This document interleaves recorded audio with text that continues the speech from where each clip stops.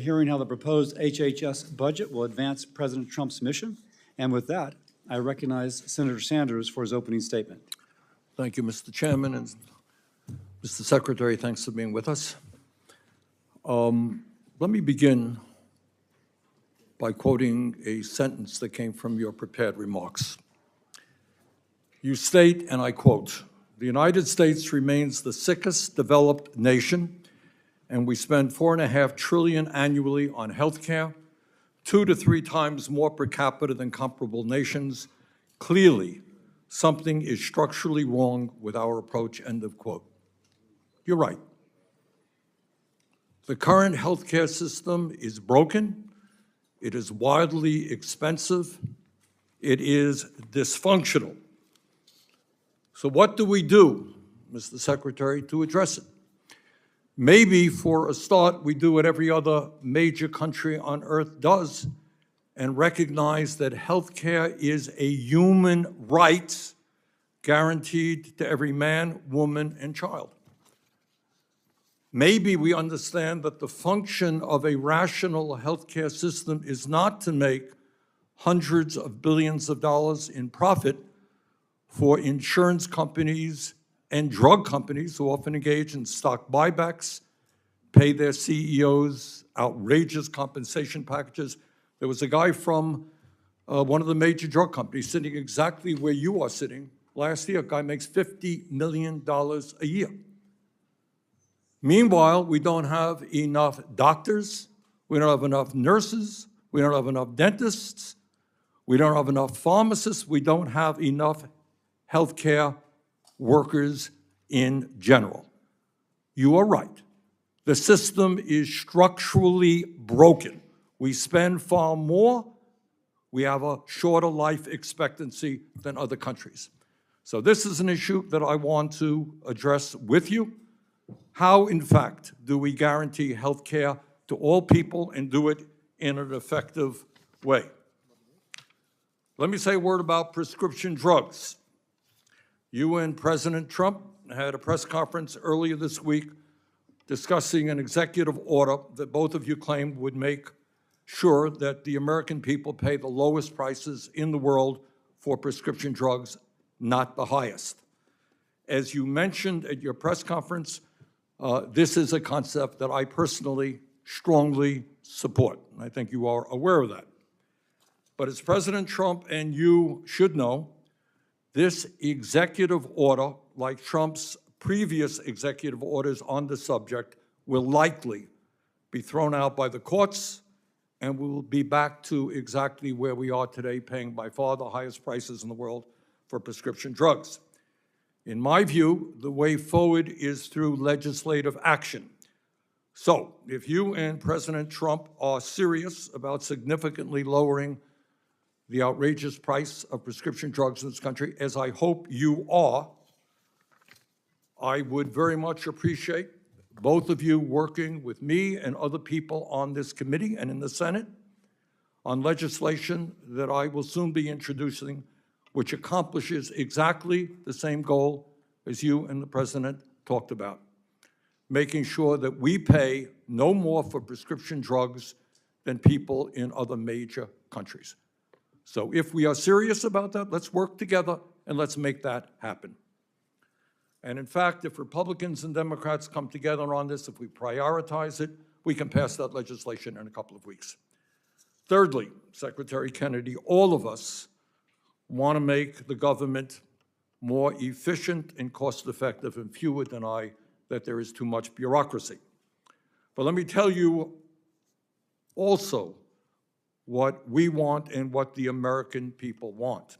And that is, we want the federal government to play a major role in continuing its efforts to combat such terrible diseases as cancer, Alzheimer's, diabetes, heart disease, and other terrible illnesses that claim the lives of millions of Americans. In that regard, I must tell you that I have heard from citizens, patients, and doctors in Vermont and all over this country who are deeply concerned that under the leadership of you and Mr. Musk, the Trump administration has terminated at least $13.5 billion in health care funding, including more than 1,600 grants to conduct vital research into cancer prevention, Alzheimer's, diabetes, and cardiovascular disease, among many other medical research investments. In the first 3 months of this year, the National Institute of Health has been effectively cut by $2.7 billion, a 35% cut, reversing over a decade of investment in medical research. Under your leadership, cancer research has been slashed by 31%. Further, Secretary Kennedy, under your leadership, you have undermined the vital role vaccines play in preventing disease during the single largest measles outbreak in 25 years, which has led to over 1,000 cases of measles, over 125 hospitalizations, and 3 deaths. And let me say a word about USAID. Elon Musk, the richest man on earth, who has led the effort to cut health and nutrition programs for the poorest people on earth, has absurdly suggested that no one, quote unquote, no one, has died from the massive cuts to USAID. Mr. Musk is 100% wrong. According to independent researchers, nearly 200,000 people have already died throughout the world as a result of the massive cuts in funding to prevent malaria, tuberculosis, HIV, malnutrition, and other serious diseases. Further, as a result of the elimination of U.S. funding for a global vaccine program, it has been estimated that over 1 million children will die because of the cuts that will save taxpayers very, very little money. So let me just conclude by saying this. The United States of America is the wealthiest country on earth. We should have the best healthcare system in the world, not one of the worst. Given our purchasing power, we should be paying the lowest prices on earth for prescription drugs, not the highest. Instead of giving hundreds of billions of dollars in tax breaks to the richest people in this country, we should be proudly investing in coming up with cures for cancer, Alzheimer's disease, diabetes, and other terrible illnesses. That is what we should be doing. But I am afraid that in too many ways, we are doing exactly the opposite. Thank you, Mr. Chairman. Thank you, Senator Sanders. I'll now introduce the witness. We're joined today by the Honorable Robert F. Kennedy, Jr., the 26th Secretary of the United States Department of Health and Human Services. In his role as Secretary, Mr. Kennedy is responsible for overseeing the nation's civilian federal health agencies, which serve over 150 million Americans. We look forward to hearing from you today. Secretary Kennedy, again, thank you for joining us.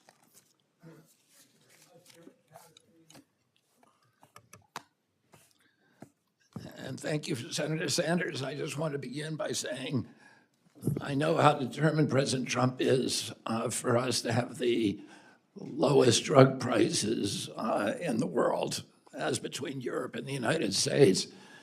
And I also know that he doesn't care how we get there. That's where he wants Americans to be. And he said, I don't know how many times since I've been involved with him, but that we shouldn't be be able to go to London and buy GLP for $88 that in this country cost us $1,300.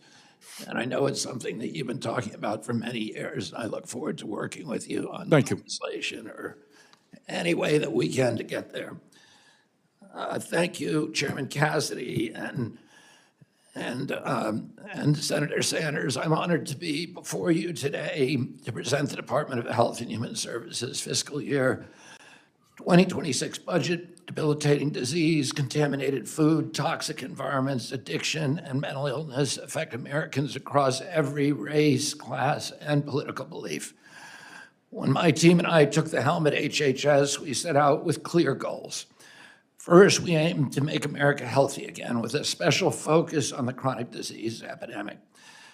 Second, we committed to delivering more efficient, responsive, and effective service to over 100 million Americans who rely on Medicare, Medicaid, and other programs. Third, we focus on achieving these goals while cutting costs for taxpayers. We intend to do more, a lot more, with less. The budget I'm presenting today supports these goals and reflects.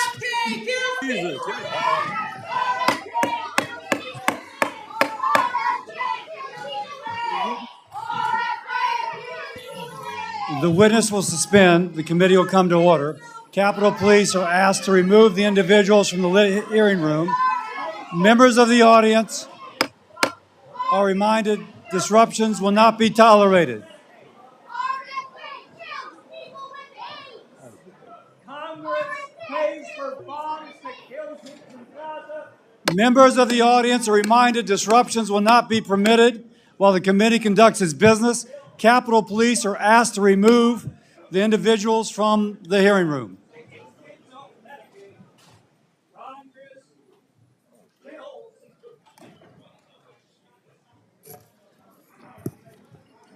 That was a made for C-SPAN moment. The secretary will resume. The budget, Just a second, Mr. Secretary. Mr. Secretary, let's get the doors closed and the ruckus just to totally cleared.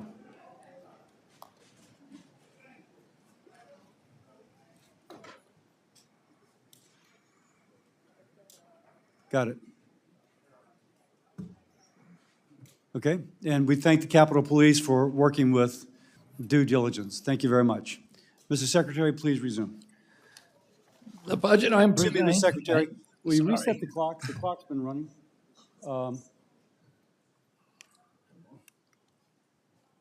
Whatever it would be. Okay, please. All right.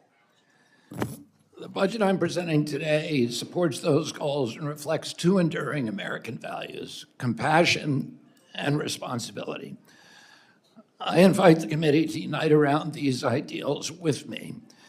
The United States remains the sickest developed nation in the world, and we spend $4.5 trillion annually on health care, 2 to 3 times more per capita than comparable nations. Clearly, something is structurally and systemically wrong with this system. Furthermore, healthcare costs are steadily increasing at a rate of 2% greater than the economy. If we don't staunch this unsustainable hemorrhage, we will ransom our children to bankruptcy, servitude, and disastrous health consequences. Yes, an exploding debt is a social determinant of health. We won't solve this problem by throwing more money at it. We must spend smarter. We will shift funding away from bureaucracy and toward direct impact. Some things at HHS will not change. We will preserve legacy programs like Medicare, Medicaid, and Head Start as the foundation of the MAHA agenda. Vulnerable populations, seniors, and veterans deserve consistent access to care, and I will ensure that they receive it. Today, 83 million Americans, urban and rural, lack adequate access to primary care physicians. We will prioritize these families, especially Native American and Alaskan communities. We will protect IHS funding, streamline its operations, and give the tribes more autonomy in managing their resources. Let me be clear, we intend to make the Trump HHS not just the most effective, but also the most compassionate in U.S. history. Our official budget statement outlines many priorities, but I want to highlight a few. First, we will consolidate programs to better tackle mental health and addiction. These issues now rival chronic disease in their impact. HHS will aggressively combat the opioid crisis, especially the spread of synthetic drugs like fentanyl. We will empower state, local, and tribal leaders to create effective solutions. Second, we will address nutrition, physical activity, and healthy lifestyles. The president's budget requests $94 billion in discretionary funds to support these priorities, including the Administration for a Healthy America. We will emphasize healthy eating and Head Start and ensure the program continues to serve its 750,000 children and parents effectively. Third, we will equip FDA to expand its food safety efforts through research, regulation, inspection, and education to remove harmful chemicals from food and packaging. Fourth, we will fund cutting-edge research at NIH while cutting risky or non-essential studies. That includes ending gain-of-function experiments and research based upon radical gender ideologies. At the CDC, we will return to core missions, tracking disease, investigating outbreaks, and sustaining public health infrastructure while cutting waste. Fifth, we will eliminate DEI funding and redirect resources toward real poverty reduction. We will move beyond lip service to communities of color and take meaningful action to meet their needs. Six, we will strengthen cybersecurity and health IT. The AI revolution has arrived, and we are already using new technology to manage health data more efficiently and securely. Finally, we will rebuild public trust, a trust that eroded through years of industry capture, corruption, waste, and misplaced priorities. We will launch a new era of transparency in public service, creating an honest, science-driven HHS that answers to the President, to Congress, and to the American people. I look forward to working with Congress to pursue this mission together as a bipartisan cause. Let's work side by side to make America healthy again. Thank you. Thank you, Mr. Secretary. I'll start with questions. Mr. Secretary, I appreciate that NIH wants to recalibrate its research portfolio to address conditions not previously attended to sufficiently. Nutrition, conditions such as arise after viral infection like myalgic encephalomyelitis or chronic fatigue syndrome. But this is happening in tandem with reports that HHS is closing the Office for Long COVID Research and Practice.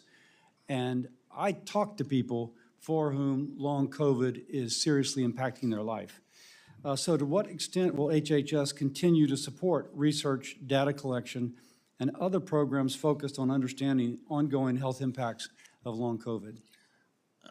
Senator, I am 100% committed to finding treatments for long COVID. I'm deeply involved in that personally. I have a son who is really dramatically affected by long COVID. I have many, many friends who are affected by that and by Lyme disease, incidentally, which we also is also a priority. The COVID office was cut by an executive order from the White House, but where everybody at NIH and at CDC is committed to these kind of studies, and I can tell you personally, I will make sure that they happen. Thank you. The NIH is the largest public funder of biomedical research in the world, giving us an edge over countries like China, with whom we are obviously a geopolitical rival. But it takes a long time to develop this. And the rising prevalence of neurodegenerative disease is one area in which we have an impending crisis if we don't support the research and advanced cures. And my concern, and now I'll speak as a guy from Louisiana, if NIH funding is substantially reduced, they have folks at my universities, at Tulane and LSU, who are doing work on these sorts of things. So knowing that the NIH budget is getting squeezed and the indirect costs likewise, how will the NIH successfully do more with less? How will we build those new scientists to find these cures and to compete with geopolitical rivals? Well, for one thing, Senator Cassidy, you're talking about neurodegenerative disease now. For example, ALS or Alzheimer's. ALS, right? The Chinese are not spending a lot of money on DEI, and we are cutting those studies. We're cutting studies on gain of function studies, and we're cutting grants to foreign scientists from adversarial countries, and particularly the Chinese, which have the 1,000 Talents program, which is openly trying to exploit U.S. research and take our IP. We spend more than any country in the world on biomedical research. NIH controls about 70% of the global funding for biomedical research. The cuts we have made to date are administrative cuts. As far as I know, we have not fired any working scientists. Of the working scientists, the people who are actually doing scientists, there are some people who are scientists that were doing IT or administration, but in terms of who did lose their jobs. But in terms of working scientists, our policy was to make sure none of them were lost and that research continues. Thank you. Let me ask you, the budget proposes to eliminate several large block grants for hospital and health department emergency preparedness and other core public health capabilities, explaining that states are better equipped to fund these activities. Now, I agree that frontline public health happens at the local level, but what works well in, say, Louisiana may not work well in a state like New York. But rural, under-resourced states especially rely upon federal funding to support public health. How do you propose we balance competing interests, returning power to states, because there is a difference in how different states do it, but replace the funding necessary to combat these public health problems? Well, I think it's a balance, Mr. Chairman. And we have a legal obligation, CDC has a legal obligation to do national pandemic response, and we will meet that obligation. And in fact, we are going to improve it, and particularly if we can get support from this body to refund, reappropriate the PAPA, which is critical for our pandemic response. But there are some functions that are local in nature, and in those cases, we will be supporting local infrastructure to respond. They know better than we know, and we saw this during some of the hurricane response with, Governor DeSantis' response, which was really Florida localized. There was no deaths and very little destruction to a hurricane that was as bad as the one that followed that relied on federal response and was really a catastrophe for the state. So I think experience shows that the localities can often do better with some functions, particularly with the hospitals and infrastructure. But we are not relinquishing our responsibility at CDC to manage national emergencies. Thank you. Senator Sanders. Thank you, Mr. Chairman. Let me stop going back to prescription drugs. Mr. Secretary, did I hear you correctly to state that your goal is to have Americans pay the lowest prices in the world or equivalent to what is paid in other major countries? That is my goal. That you are prepared to work with us on legislation to achieve that goal? Absolutely. All right, and I believe there's bipartisan support for it. I believe that if the leadership here prioritizes that, we can do that in a very short period of time. Look forward to that. Let me ask you this, as Secretary of HHS. We have in America today some 85 million Americans who are uninsured or underinsured. We spend more per capita, as you've indicated, than any other country. Is healthcare a human right? Are we making America healthy when so many people cannot afford to go to a doctor, when 68,000 people a year die because they don't get to a doctor when they should? Is healthcare a human right? Will you work with us to guarantee healthcare to every man, woman, and child in America? Well, I think you're asking two different questions. You're asking a philosophical question about whether it is a human right, like a constitutional right. As an attorney, I would say that it's not a right of a kind that we otherwise enshrine in the Constitution, because healthcare costs your neighbor money. If I smoke cigarettes for 20 years, I make that choice, which is my choice. I don't mean to, I don't have a lot of time, so but I am here. If you're asking me a philosophical question, I gotta, give you a thoughtful answer. Within 30 seconds.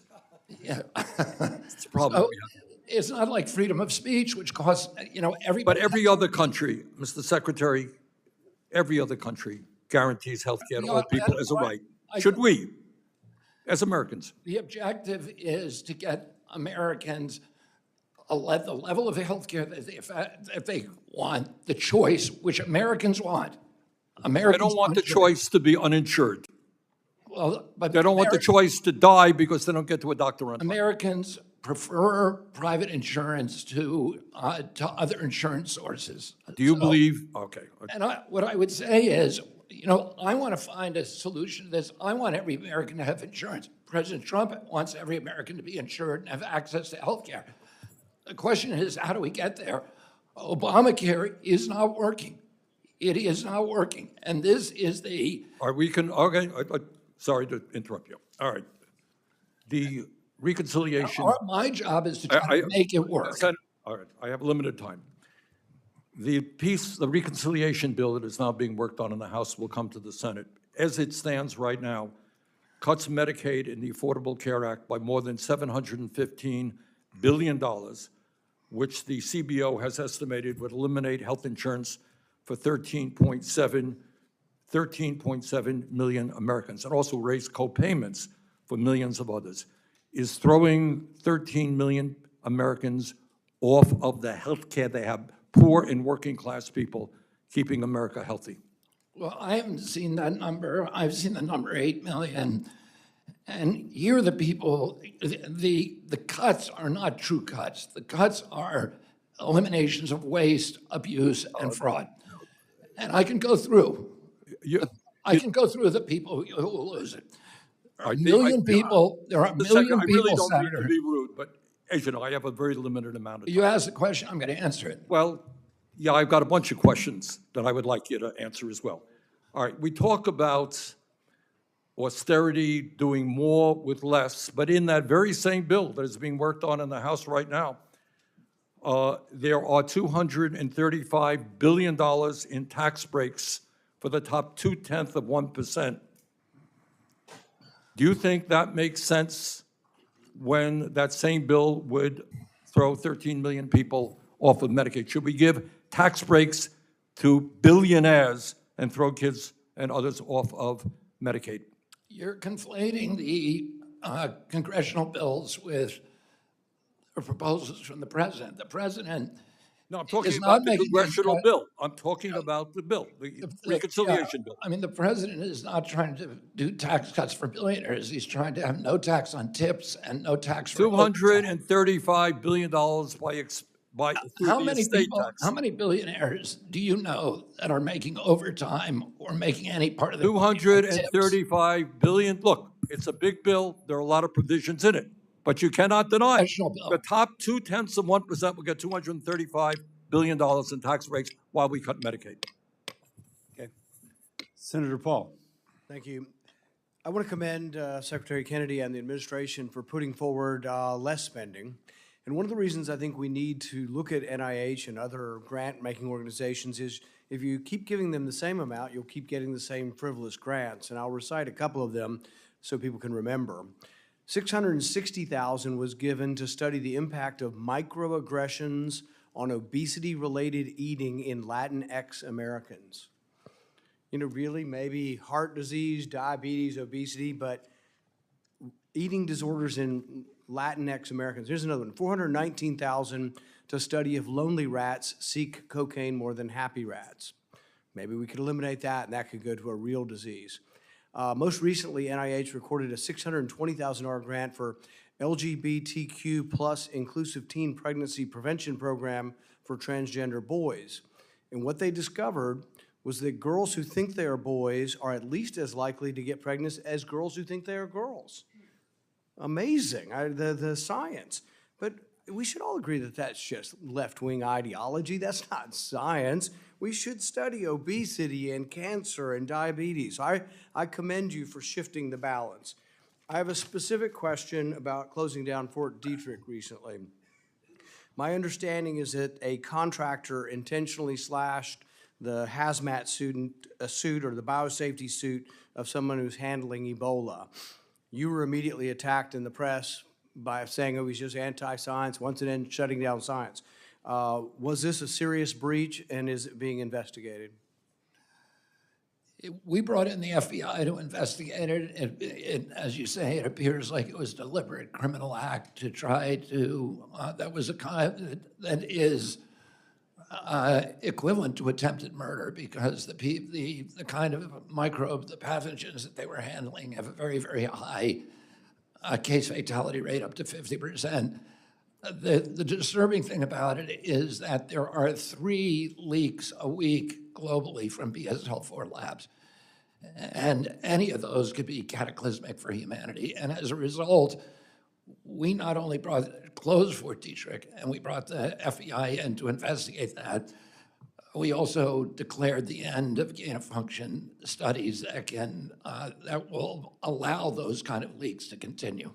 I commend you for that. I think ultimately legislation will be needed because the next administration could reverse it. I think there is bipartisan support for some controls on gain of function. As you shut down gain of function, though, you have to decide what it is, and then you have to look for it.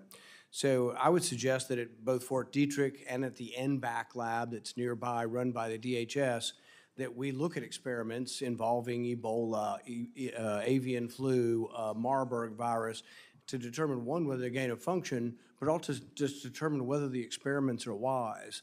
I am told in public records that they are doing experiments or have done experiments to aerosolize Ebola at the NBAC lab. That's the DHS lab nearby to Fort Detrick.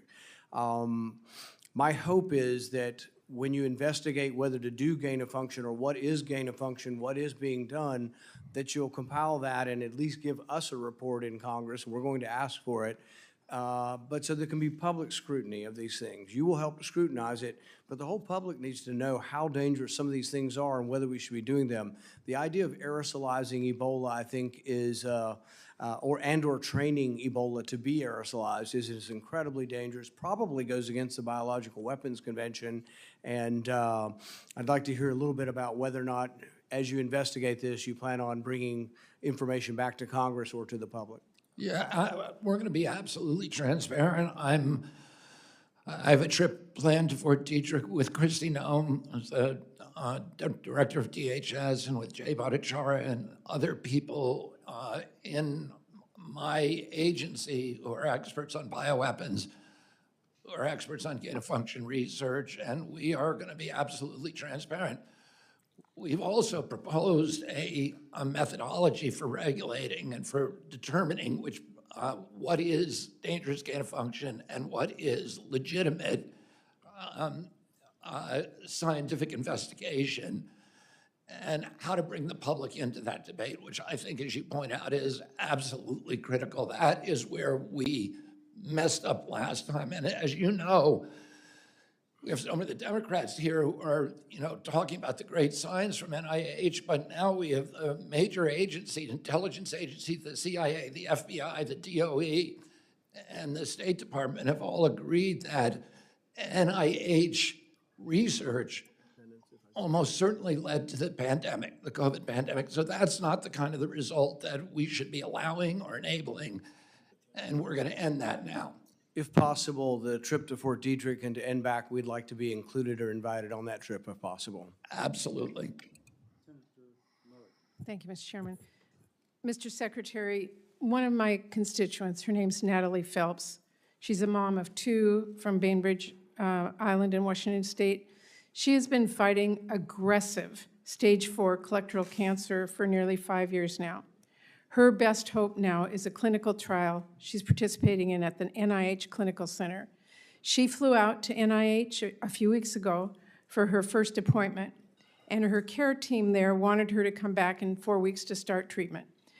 But because of the thoughtless mass firing of thousands of critical employees across NIH and HHS that you carried out, Natalie's doctors at that clinical center have told her they have no choice but to delay her treatment by an additional 4 weeks. Now, an extra 4 weeks may not sound like a long time, but I will tell you, for stage 4 cancer patients like Natalie, this could mean the difference between life and death. Secretary Kennedy, how many staff have been cut from the NIH's clinical center? I want a specific number.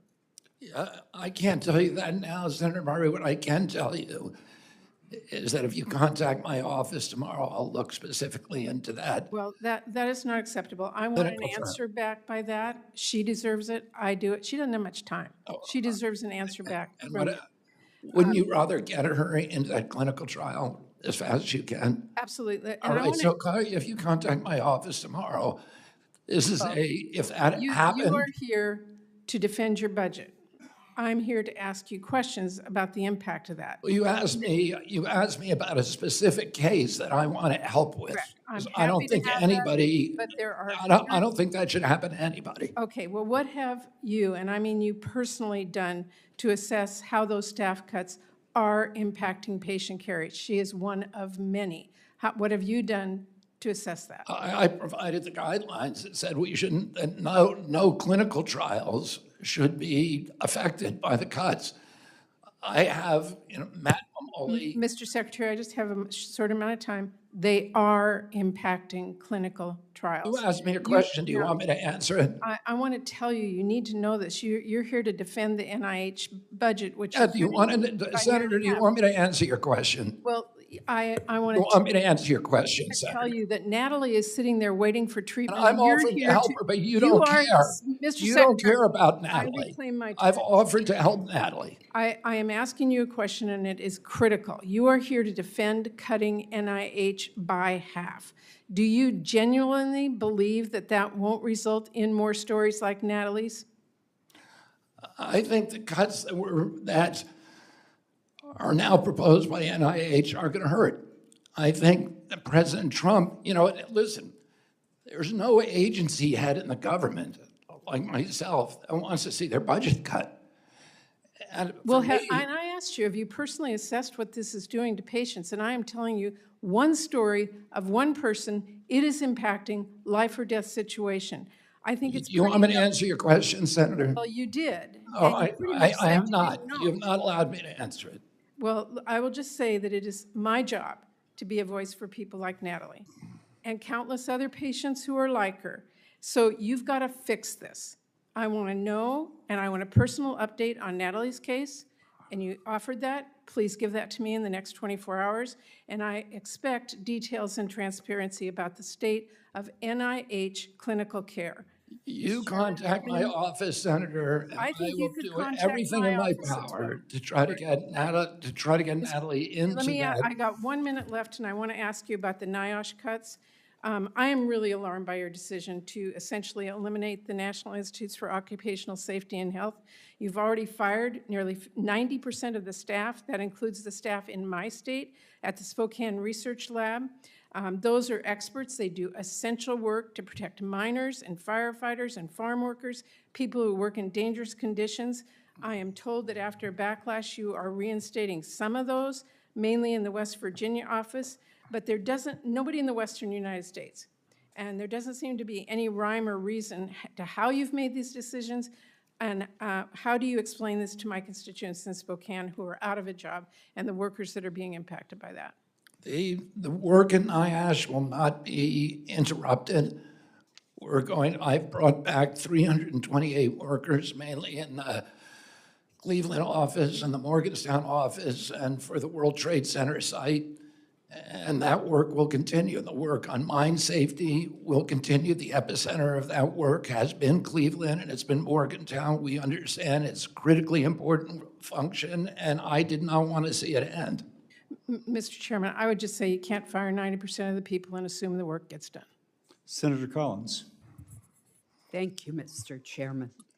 Mr. Secretary, nearly 7 million Americans are living with Alzheimer's disease, and caring for people with this devastating chronic disease costs us some $360 billion a year.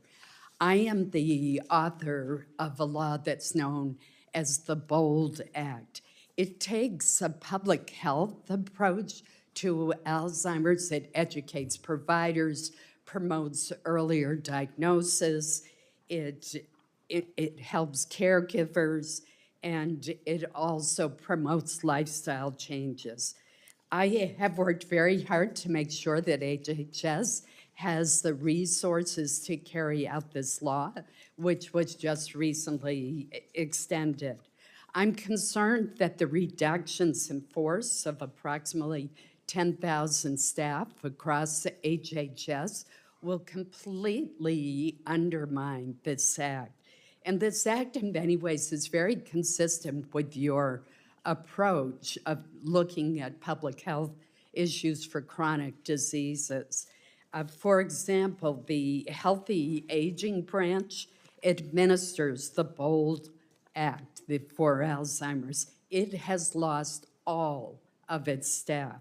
So how can you ensure that the CDC continues to implement the BOLD Act and the Alzheimer's programs under it when all of the staff responsible for that administration have either been placed on administrative leave or let go? I don't know enough about that program, but I know that under that division has been folded into the Agency for Healthy America. And a lot of the reports that whole divisions have been liquidated were just wrong. They were divisions that were being reassigned under the reorg. Now, I'm under a constraint here because at 4 o'clock yesterday afternoon, we were told that a federal judge granted a TRO in our case on the reorg. And my attorneys have asked me not to talk about any details of the reorg today. But on that budget line, I will work with you. I'm committed. Alzheimer's is run in my family. As you know my cousin Maria Shriver, who's deeply involved in it. The NIH had a very, very checkered history on studying Alzheimer's because of the amyloid plaque scandal. And we have an opportunity now to do really good science and find a cure very quickly, and also find out, equally importantly, why so many people are getting Alzheimer's in this generation. I want to make that happen. I want to work with you, Senator, to make sure that that happens and that those programs continue. Thank you. I chaired recently the first Appropriations Committee hearing of the year, and we focused on biomedical research and how important it is that America not lose its global edge in innovation that's producing life-saving and life-enhancing discoveries. As among the many issues that we covered, as you might expect, the hearing explored the 15% arbitrary, one-size-fits-all percent cap that NIH has imposed on indirect but still research-related costs for its grants. What we heard is that this cap will mean less basic research, fewer clinical trials, and that it will also cause our scientists and researchers to leave the United States and go to other countries. I believe strongly that this proposed cap is poorly thought out, that it's harmful, and I know that it violates current law because since 2018, we've included in the appropriations bill specific language that prevents NIH from imposing such a cap. So I know the system needs to be looked at, but are you reviewing how NIH's approach of this one-size-fits-all 15% cap on indirect costs would affect laboratories, whether they're private nonprofit labs or whether they're in universities, as far as doing crucial biomedical research? Yeah, Senator, we are, and you and I have talked about this issue. And I think the impetus for the cap was that there were a lot of private universities with giant endowments like Stanford and Harvard that were getting indirect payments of 78%. What that means, if you get $1 million grant, NIH then has to pay you an extra $780,000 for administrative costs, and a lot of those costs weren't even going to anything to do with science. They were going to, the university budget.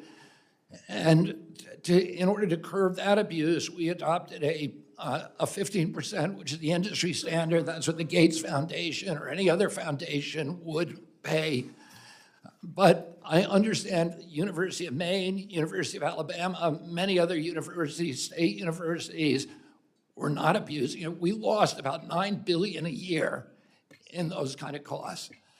And so we have a plan for how to address issues like what's happening at the University of Maine. I'm being gavelled out, so I will talk to you privately about that. Thank you. Senator Ball. Thank you, Mr. Chairman. Secretary Kennedy, you run a department that touches the lives of almost every American. Yet for this budget hearing, these are the 6 pages that we have gotten in terms of your budget request. We are also 7.5 months into this fiscal year, and yet you are not telling the American public anything about how you are spending the billions in taxpayer dollars right now. You had to submit an operating plan to the Congress, and this is just a sample page, but 530 programs simply have asterisks. Secretary Kennedy, this isn't about your hiding information from me. This is about your hiding information from the American public. And if you're going to cut cancer research or gut mental health support, at least stand by your work and explain it to the American people. Now, Secretary Kennedy, I want to start with what I hope is an easy question for you. Do you think lead poisoning in children is a significant concern? Is lead poisoning? In children, a significant concern? It's a extremely significant concern. Thank you. Then I would like to know why your department has effectively shut down the very program to address lead poisoning in children. The city of Milwaukee requested assistance from the CDC to help the city respond to lead poisoning cases tied to public schools. 6 schools have been closed, displacing more than 1,800 school children. The request for federal assistance was denied because of lack of staff. The entire childhood lead poisoning branch has been fired. In the words of a Milwaukee mom, it really sends a message of, you don't matter. I don't know what you would say to parents who must now test their children for lead and deal with school closures. But do you intend to eliminate this branch at CDC, yes or no? No, we do not. Okay. Because you cannot tell us that you want to make America healthy again when you are willfully destroying programs that keep children safe and healthy from lead poisoning. Congress dedicated $51 million in funding for this particular program. But when a community asks for help to prevent lifelong complications for children, and there is no one there to pick up the phone, and it's not because this program is ineffective, it's because you fired the entire team whose job it is to support communities like Milwaukee. If that money has been appropriated, we will spend that money. If it's been appropriated to Milwaukee, we will spend it in Milwaukee. I've spent a lot of time in Milwaukee It's to working on provide that issue. expert, and the entire staff has been fired. Secretary Kennedy, I did note in your opening testimony, although we wouldn't know it from the skinny budget that we have, that you plan on funding the Head Start program. But I want to tell you about the ramifications of what has happened to date with regard to Head Start. I've heard from families across the state, people who are terrified about the uncertainty and instability surrounding Head Start. Just 1 week into President Trump's administration, Head Start programs in Wisconsin suddenly couldn't access their grant funding. It forced one Head Start in Waukesha, Wisconsin, to temporarily close, leaving 250 families without care. Over the last 4 months, HHS has provided roughly $1 billion less to Head Start programs across the country than during the same period last year. The delays in funding have exacerbated uncertainty for programs needing to make payroll. And in some instances, like the one I cited in Waukesha, programs have had to shut their doors until the payments came through. Now, I don't know what you would say to a parent who is unable to drop their child off at preschool because you failed to get already appropriated money out the door. Or maybe I should ask you, what would you say to a parent who shows up for child care or for Head Start and the doors are closed? I would be very sad if somebody shut up. I fought very, very hard to make sure that there would be What no is cuts. causing the delays in As I Head Start said, funding? I fought That's my I fought very hard to make sure that Head Start gets all of its funding next year. Well, we need it this year, and why are there delays now? I don't know that there are, Senator, and I will look into it, but I don't know, there should not be any delays. The funding is there, we are spending it, it's allocated. I don't know why there would be those kind of problems. I can tell you that within the agency, there were, there were people who wanted to make the Trump administration look bad, and that there were checks held up that shouldn't have been. I will have to look into that, Senator. Senator Murkowski. Thank you, Mr. Chairman. Mr. Secretary, welcome. Good to see you. I want to talk a little bit about the HHS reorganization on some of the programs that impact Alaska's most vulnerable populations.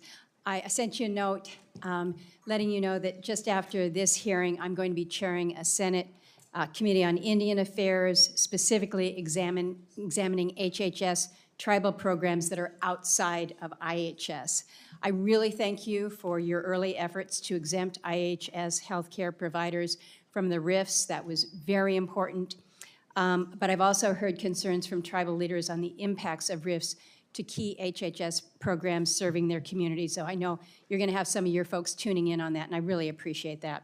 But some of the other reductions that we're looking at within your budget do have significant consequences to a state like mine. One is the LIHEAP program, the Low-Income Energy Assistance. For us, it's not a budget line item. You've been to Alaska, you know that the temperatures there can get really, really tough.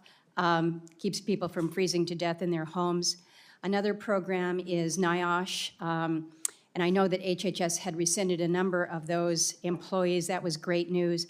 But the employees that received RIF notices for the program were not rescinded in the NIOSH Center for Marine Safety and Health Studies. So this is a big deal for our commercial fishing safety. It could effectively leave our fishing fleet out of compliance with Coast Guard safety regs. So we're watching that very, very carefully. And then again, shared focus here on making sure that our children are as healthy as they possibly can be. So I want to look to ways that we can strengthen and not eliminate the Head Start program. But I wanted to ask you. You're talking about the NIOSH program. NIOSH, yeah. You should talk to me about that. Okay. And, as you know, that's something that I'm deeply You're concerned very with familiar with. the commercial fishery. So we should talk about it. And let's, and let's work for a solution. Got it. I am with you right there. Let me ask about domestic violence and sexual assault funding. Right now, I'm receiving a lot of incoming from our community-based domestic and sexual violence program operators. They're really concerned about the delayed release of FY25 funding, the absence of notices of funding opportunities, as well as proposed cuts or consolidations that might threaten the Office of Family Violence Prevention and CDC's Division of Violence Prevention. So you've got some programs there that are really foundational to domestic and sexual violence. They've been reauthorized with bipartisan support. So I'm going to enter into the record a letter from the National Task Force, and it basically was sent to you, I guess, yesterday, just urging the communication of concrete plans for releasing some of these funds. So I want to raise that to your level, but I want to make sure that we're sending the right signal to so many who are just really on the edge with, again, these community-based services that are helping the most vulnerable of the most vulnerable. So we've got the funding that's out there. It's just delayed. We need help releasing that. Yeah, my understanding is that the domestic violence funding was not cut. So I don't know. I mean, I have to go back and check, but I specifically asked about that program last night. Was told that there was no cuts, that President Trump is committed to it, and so I don't know why people would be experiencing even delays. And it may be that it is with the RIFs, you don't have people that are processing these things. So again, I want to get this to the top of your screen. Last question for you. I mentioned LIHEAP. The budget proposal, the skinny budget proposes to eliminate LIHEAP, and the proposal says that it's unnecessary because states have policies preventing utility disconnection for low-income households, effectively making LIHEAP a pass-through benefiting utilities in the Northeast. Further, LIHEAP rewards states like New York and California, two of the top recipients for LIHEAP funding, which have implemented anti-consumer policies. I'm just telling you, we're not in the Northeast. We're not in that bucket. We're cold. There are other places that are hot. LIHEAP is a lifesaver. I did see your statement from yesterday saying that OMB was thinking that President Trump's energy policy is going to reduce costs dramatically. It may be a while. Right now, folks in Alaska still need those ugly diesel generators to keep warm. So I know. I was on the Navajo. First of all, I've heard that my whole life because my family was involved in providing low-cost energy to poor New England, and there are people in New England who suffer from if energy prices are high and you have a cold winter. I was on the Navajo reservation a couple of weeks ago, and Navajo President Boone Nygren said to me, if we cut LIHEAP, people will die on this reservation. I know the same is true in Alaska.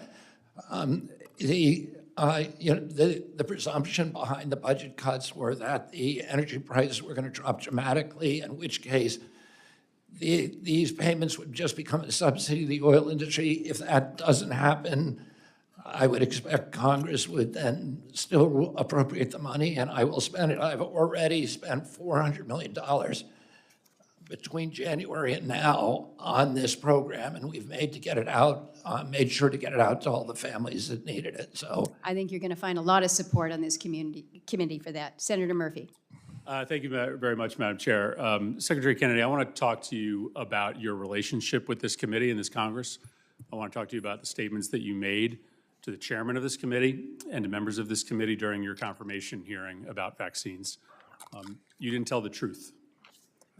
I find that to be really dangerous for our relationship.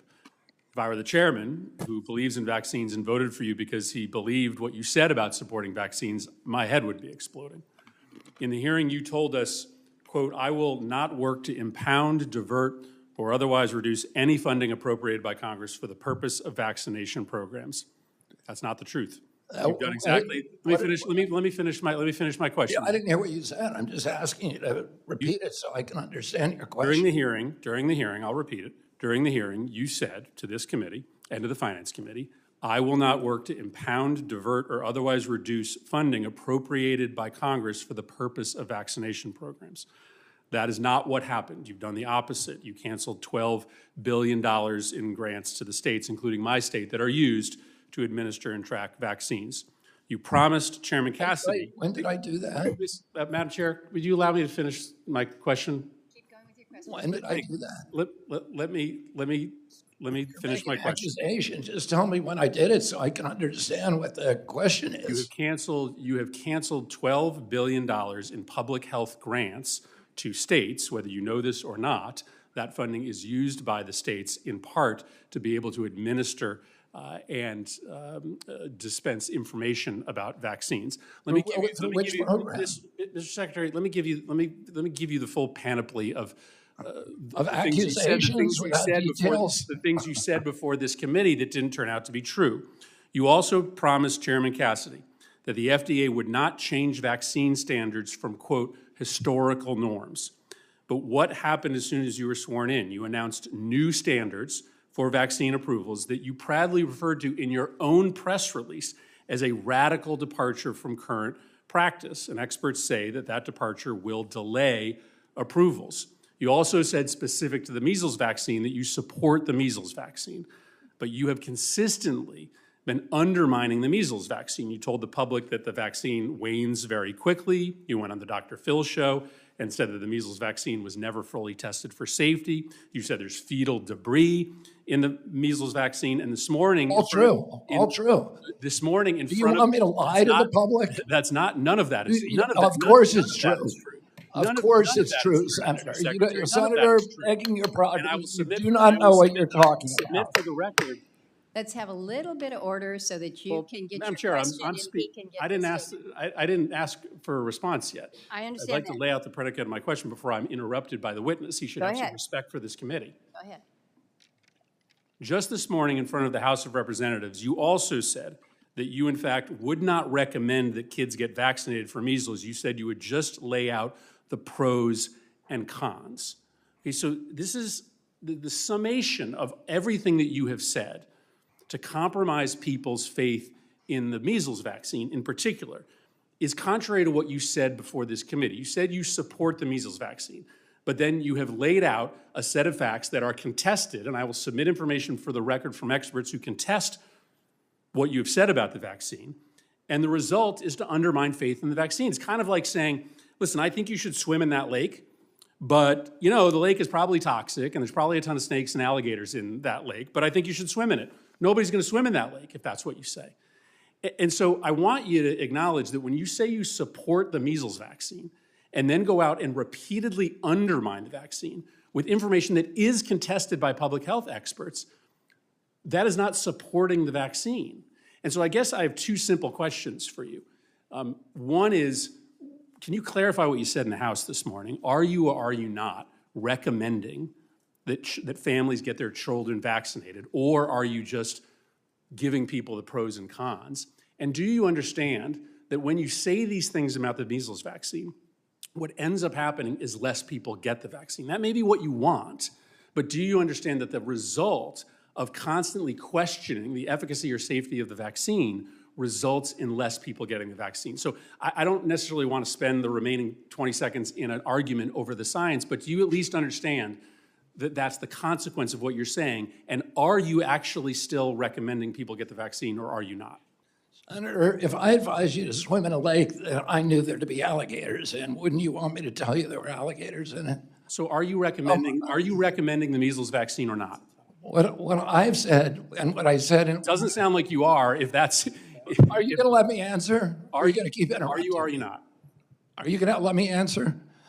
What I pledged before this committee during my confirmation is that I would tell the truth, that I would have radical transparency. I'm going to tell the truth about everything we know and we don't know about vaccines. Are you recommending the measles vaccine or not? I am not going to just tell people everything is safe and effective if I know that there's issues.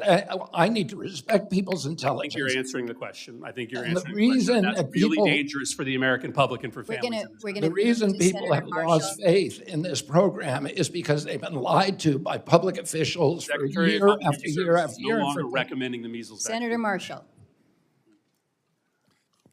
All right. By the way, I said at the hearing this morning that I was recommending the measles vaccine. Go look at the transcript. Senator Marshall. Madam Chairman, thank you so much for being here, Mr. Secretary. We're glad you're here. Let's stay on the measles vaccine just for a second. Let me catch my breath after that, all that. I'm an obstetrician. If a 25-year-old pregnant woman asked me if she should take the measles vaccine, the MMR, I would give her the answer, no, you shouldn't. But if she was 25 and trying to get pregnant, I would give her different advice. I've always valued the sanctity of the physician-patient relationship. I went to medical school for 4 years. I did 4 years of residency. I delivered thousands of babies. It's my job to give that recommendation. What's the role of the Secretary of HHS as far as recommendations of vaccine, and just discuss it a little bit further?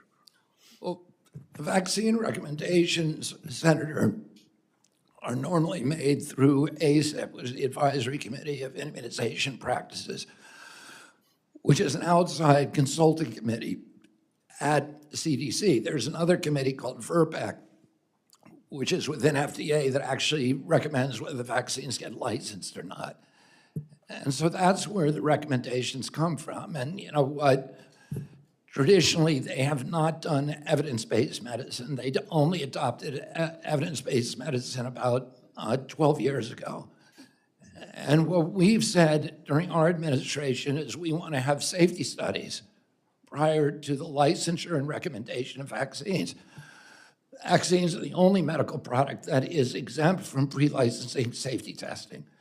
So the only vaccine that has been tested in a full-blown placebo trial against an inert placebo was the COVID vaccine. The other 76 shots that children in this country receive between birth and 18 years old, none of them have been safety tested in pre-licensing studies against a placebo, which means we don't understand the risk profile for those products, and that's something that I intend to remedy. Okay. You said earlier you couldn't talk about the reorganization, and maybe you cannot answer this question, but maybe you can at least confirm these facts for me or not. Isn't it true that under Joe Biden's White House, they added 20,000 employees to HHS? When you were nominated, there was 28 divisions with HHS, 100 communication offices, 40 IT departments, 9 HR units as well. Can you answer that question? Yes, that's right. There are dozens of IT departments. There's 8 senior finance officials. There are 9 separate offices on women's health, 8 separate offices for minority health, 27 separate offices for HIV, 59 behavioral health programs, 40 opioid programs. What we're trying to do is consolidate, streamline, eliminate the redundancies, eliminate all those administrative costs for each one of those little departments, consolidate them, and make them make sense and make them accountable to the American people. And I suppose all those IT systems communicate with each other. You all are on one IT There's system. 40, as you pointed out, there's 40 procurement departments with 4 separate computer systems that don't talk to each other. So, you know, and as you pointed out, my department grew by 38% over the last 4 years. I would say that's great if Americans got healthier, but they didn't. They got worse. So what we're trying to do is go back to the pre-COVID levels and to start making the department function as it would if in a rational universe. And to bring in, modern AI and telemedicine and all the opportunities we have now, these new efficiencies and for medical delivery to the American people and for patient care. And we're not able to take advantage of any of them because there's so much chaos and disorganization in this department, and everybody who's gone up against it in the past has thrown their hands up and given up. Yeah. What we're saying is let's organize it in a way that I can quickly adopt and deploy all these opportunities we have to really deliver high-quality health care to the American people. If I could, this was going to be a question, I'm just going to make a statement. All the research that we do on MAHA, on soil health, on nutrition, in my heart, that's research on cancer. It's research on Alzheimer's. At the end of the day as well, and we should be spending as much money at the front side of this as we are trying to cure the end of it. We're seeing epidemics of colorectal cancer, young age Alzheimer's, all these things, and I think the research at the front end is every bit as important at the hind end. And Senator Murphy made a good point. The NIH has made all these extraordinary breakthroughs, and particularly in treating cancer and reducing mortalities for colorectal cancer. But my question is, isn't it as important to find out why kids are getting colorectal cancer? When you and I were kids, there were 0 kids with colorectal cancer. It's epidemic now. So it's not really a badge for us when we say, oh, we can make it less lethal. Why don't we go figure out what's causing it and eliminate that exposure? With all of these, with Alzheimer's, with heart disease, there's something is making Americans very, very sick. And our response should not be just, okay, we'll develop a pharmaceutical fix for it or a medical fix. Let's figure out what it is and get rid of it so we can have healthy kids again. Thank you. Senator Kane. Thank you, Mr. Kennedy. I want to ask you some questions about staff reduction and kind of the timing of it. You were confirmed by the Senate on February 13th, so I'm sort of assuming that things happened before you were confirmed were other people's work. On January 28th, the fork in the road letter came out to people across the federal employment space, widely attributed to OPM and Elon Musk and Doge, but that was before you were confirmed, so you had nothing to do with the fork in the road letter, correct? Correct. Okay. You were confirmed on February 13. On February 14, one day later, HHS announced that 3,500 probationary employees were going to be laid off. I know you're a hard worker, but am I right to assume that in the one day between your confirmation and the next day, you weren't the primary decision maker about laying off probationary employees at HHS? I was aware of it, and I could have blocked it. Yeah, you were aware of it, so you weren't the primary decision maker. Was that a decision that was made like OPM or Doge?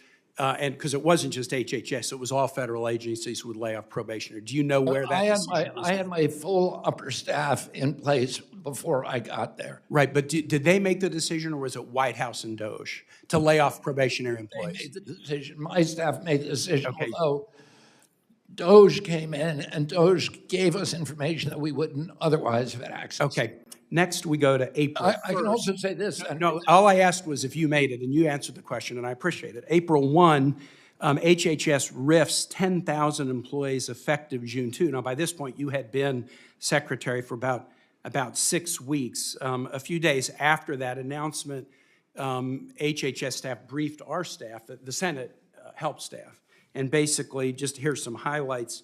In that 10,000 RIFs, 467 staff at the Administration for Children and Families, 2,473 at the Centers for Disease Control, 322 at CMS, 400 at HRSA, 1,312 at National Institutes of Health, 197 at SAMHSA, 2,519 at the Food and Drug Administration. By now, you've been secretary for 6 weeks, so this was RIFs, not the forks, but you were involved in the decision about these 10,000 RIFs, correct? Yes. And in tandem with your leadership team, correct? Yes. Yes. And as I said before, I pushed back on certain ones and canceled certain ones. Yeah. I think yesterday, it may have been earlier today, you confirmed that 20,000 employees have been let go at HHS, 10,000 RIFed and 10,000 forked. Do you know how many of the 20,000 were veterans? No, I do not. That is a fact that's very easy to determine from someone's personnel file. So I'm going to ask that question for the record. We are finding across the government that veterans are disproportionately being let go, A, because they're a higher percentage of the federal workforce, and B, they're a dramatically higher percentage of probationary employees because they leave military service after 10 or 25 years, and then they're probationary new employees when they join the civilian service. So I want to find the answer to that question. Where does the rubber meet the road on 20,000 RIFs and layoffs and forks? In people not getting cancer trials, and I appreciate your willingness to help Senator Murray's constituent, in state grants being canceled, in Virginia losing $425 million in funding to the Virginia Department of Health. But here's a small example. All of our offices do casework. All of them do casework. And we get requests from constituents all the time. CMS is the largest agency in the federal government. Its budget is nearly twice the size of the Pentagon. And people who depend on Medicaid, Medicare, and the SCHIP program really, really depend on it. And it's the most consistent in the top 3 or 4 in terms of constituent requests to my office. Answer this question about Medicare or Medicaid or the SCHIP program. In every administration I've served with, Obama, Trump 1, Biden, I get answers to questions on behalf of constituents. I may not get them as fast as I like, and sometimes I like the answer and sometimes I don't. But let me show you what CMS is now doing to answer constituent questions. I've omitted the name of the constituent, and I've omitted the name of my staffer. This was very recent. A hardworking retiree patriotic tax-paying American who's on Medicare wrote to ask CMS a very simple question about Medicare. Couldn't get an answer. Asked us to reach out. We reached out to the Medicare Part C and D Congressional Liaison Office. And here was their answer to our basic question. Unfortunately, there is not an update to provide. With the recent change of administration, we are unable to provide any information related on matters related to Mr. X's request, Congressional Casework Team. I mean, if you're just an everyday, hardworking American retiree on Medicare, and you have a basic question about it, you ought to be able to get an answer. And I'm just going to say, I've shared this with my colleagues, and many of us are having the same experience where our constituents can't get a basic question answered. I wonder if 20,000 fewer employees is connected to this. I yield back, Mr. Chair. Senator Husted.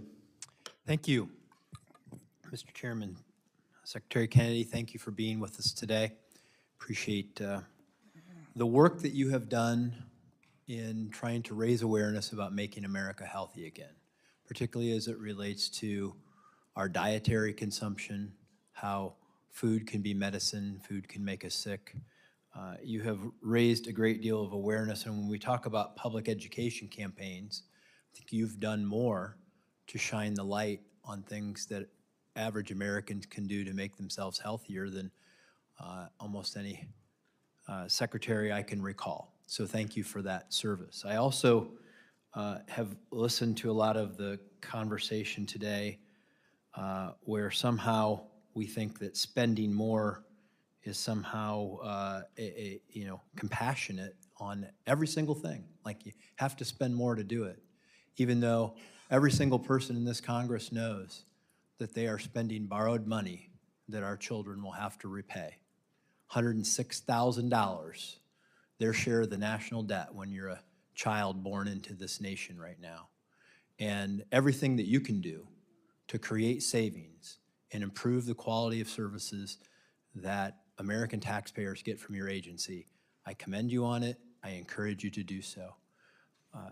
I want to give you the opportunity to share a couple points that you might want to share about how some of the work that you're doing in this budget is going to help people become healthier, generate some better outcomes for them, and savings that you think can be created that would not harm somebody's health, but actually preserve the fiscal future of this nation so that those children can grow up and have access to the American dream that we all had access to when we were born in this nation. So just share your thoughts. And I appreciate you raising that about the debt issue, because the point I was making earlier was that there's no agency head that wants to reduce the size of their agency. I'd rather have as much money and power as I can possibly have.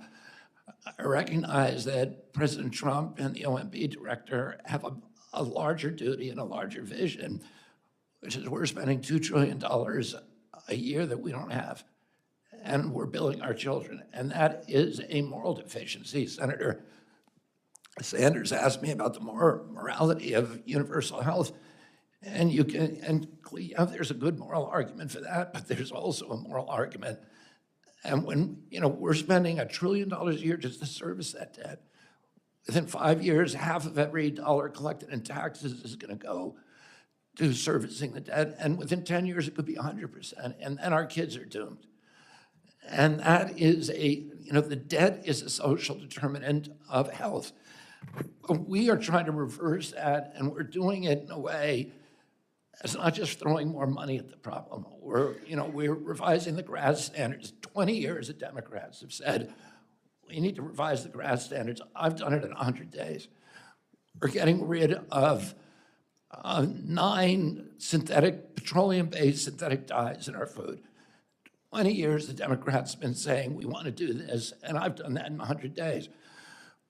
We're rewriting the dietary guidelines that President Biden gave us, 453 pages long, and it's just an industry-generated document, the same industry impulse that put Fruit Loops at the top of the food pyramid. We are creating a 4-page document that can be locally sourced so that will drive the school lunch program. we've called on and inspired governors and legislatures across the country to ask for exemptions to the SNAP program to get soda and candy off of SNAP. Is that a time? No, you're good. Thank you for the work on SNAP, by the way, because getting unhealthy foods out of that program, if you're at the bottom quartile of income, you're almost twice as likely to obese as you're at the top quartile. And diabetic. And it's costing people their productivity, their quality of life. It's costing the American taxpayer more money through Medicare, Medicaid, and other health services that we provide. And I just would say, we talked about kids. I want to give you a moment to just share a thought. In 2022, we had a shortage of infant formula. There's a look at children now about what they should have in that infant formula. You're doing that with the Operations store. Yeah, exactly. Tell us a little bit about that, and just if you have a moment. Well, I'll just say, Mr. Chairman, thank you for doing that. How about that? There we go. But the Secretary made the statement that no vaccines except for COVID have been evaluated against placebo. For the record, that's not true. Rotavirus, measles, and HPV vaccines have been, and some vaccines are tested against previous versions. So just for the record, to set that straight. Next, Senator Hessen. Oh, thank you, Mr. Chair, and Secretary Kennedy, thank you for being here. I'd like to start by talking about the current measles outbreak, which I know is a concern for all of us here today. 2 children in Texas have tragically died from measles this year, the first children to die from measles in our country in more than 20 years. Measles is almost completely preventable with the measles vaccine. As you know, it's critical that families hear directly and clearly from healthcare leaders about how they can best protect their children. So, Mr. Secretary, I'd like to give you an opportunity to say clearly here today to any parents who are watching that the best way to protect their children from measles is to vaccinate them. Yeah, I've said that the best way to stop the spread of measles is through vaccination. But I would say this, we have handled this measles outbreak. We get a measles outbreak every year.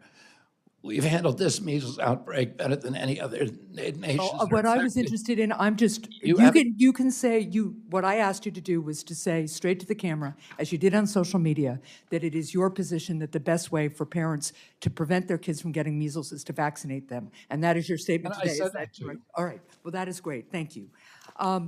Now, you lead the nation's health department, so let me ask you a couple of questions. Do you think HHS should employ anyone who has endangered the health of children? No. You hired David Geyer to lead autism research at HHS, an individual who fraudulently posed as a doctor and gave dangerous medications and medical tests to children with autism. According to the state of Maryland's investigation, David Geyer, who has no medical license or training, gave hormone blocker injections to children with autism who were as young as 8 years old, which the Maryland Board of Medicine said poses a substantial risk of harm. Secretary Kennedy, yes or no, will you fire David Geyer? First of all, what you're saying is not true. And we did not hire David Geyer to manage autism research at HHS. So what is his job? What is his job then? You just said some very defamatory things about a person who, by the way. So let me just be clear for the record. Those charges, Senator, I am going to correct the record on this. Let me tell you what the record says, and then I will hear from you. Last week, when Mr. O'Neill was here in his confirmation hearing, I submitted for the record the charge that the state of Maryland laid out. Now, if you'd like also for me to submit to the record with unanimous consent today the findings of the state of Maryland, which fined him $10,000 for practicing medicine without a license. He does not have a medical license, and for providing and instructing and giving children hormone blockers. That is what the finding of the Maryland Department, the state of Maryland, its medical licensing board was. And I'll submit that for the record, I hope with unanimous consent. I'm assuming that you don't know what I'm about to tell you, or you wouldn't say something that was so dishonest. You may or may not know that David Geyer sued the American. Oh, I do know that. I do know that. That doesn't change the findings, nor does it change the experience of the parents who testified. That finding was reversed by a court, and he was awarded $5 million. That is not true. Now, let me ask, so I just want confirmation. David Geyer is still at HHS. I wrote you a letter about this a month ago, and you have not responded. Well, I apologize for that. That's our bad. And I will respond. But David Geyer is not managing autism research. So what is his job? What is his job at HHS? This is somebody who gave parents the impression that he was a doctor and gave hormone blockers to children as young as 8, telling them that hormone blockers would somehow magically help their kids with autism. His father is His father is a doctor, but he is not.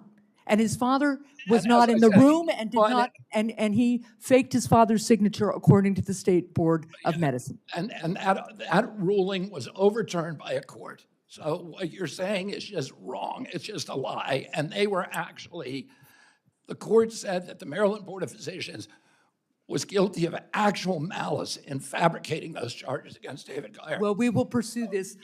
So, and I will submit for the record. So do you want to know why we brought David Geyer in? Sure. Because it wasn't to run autism research.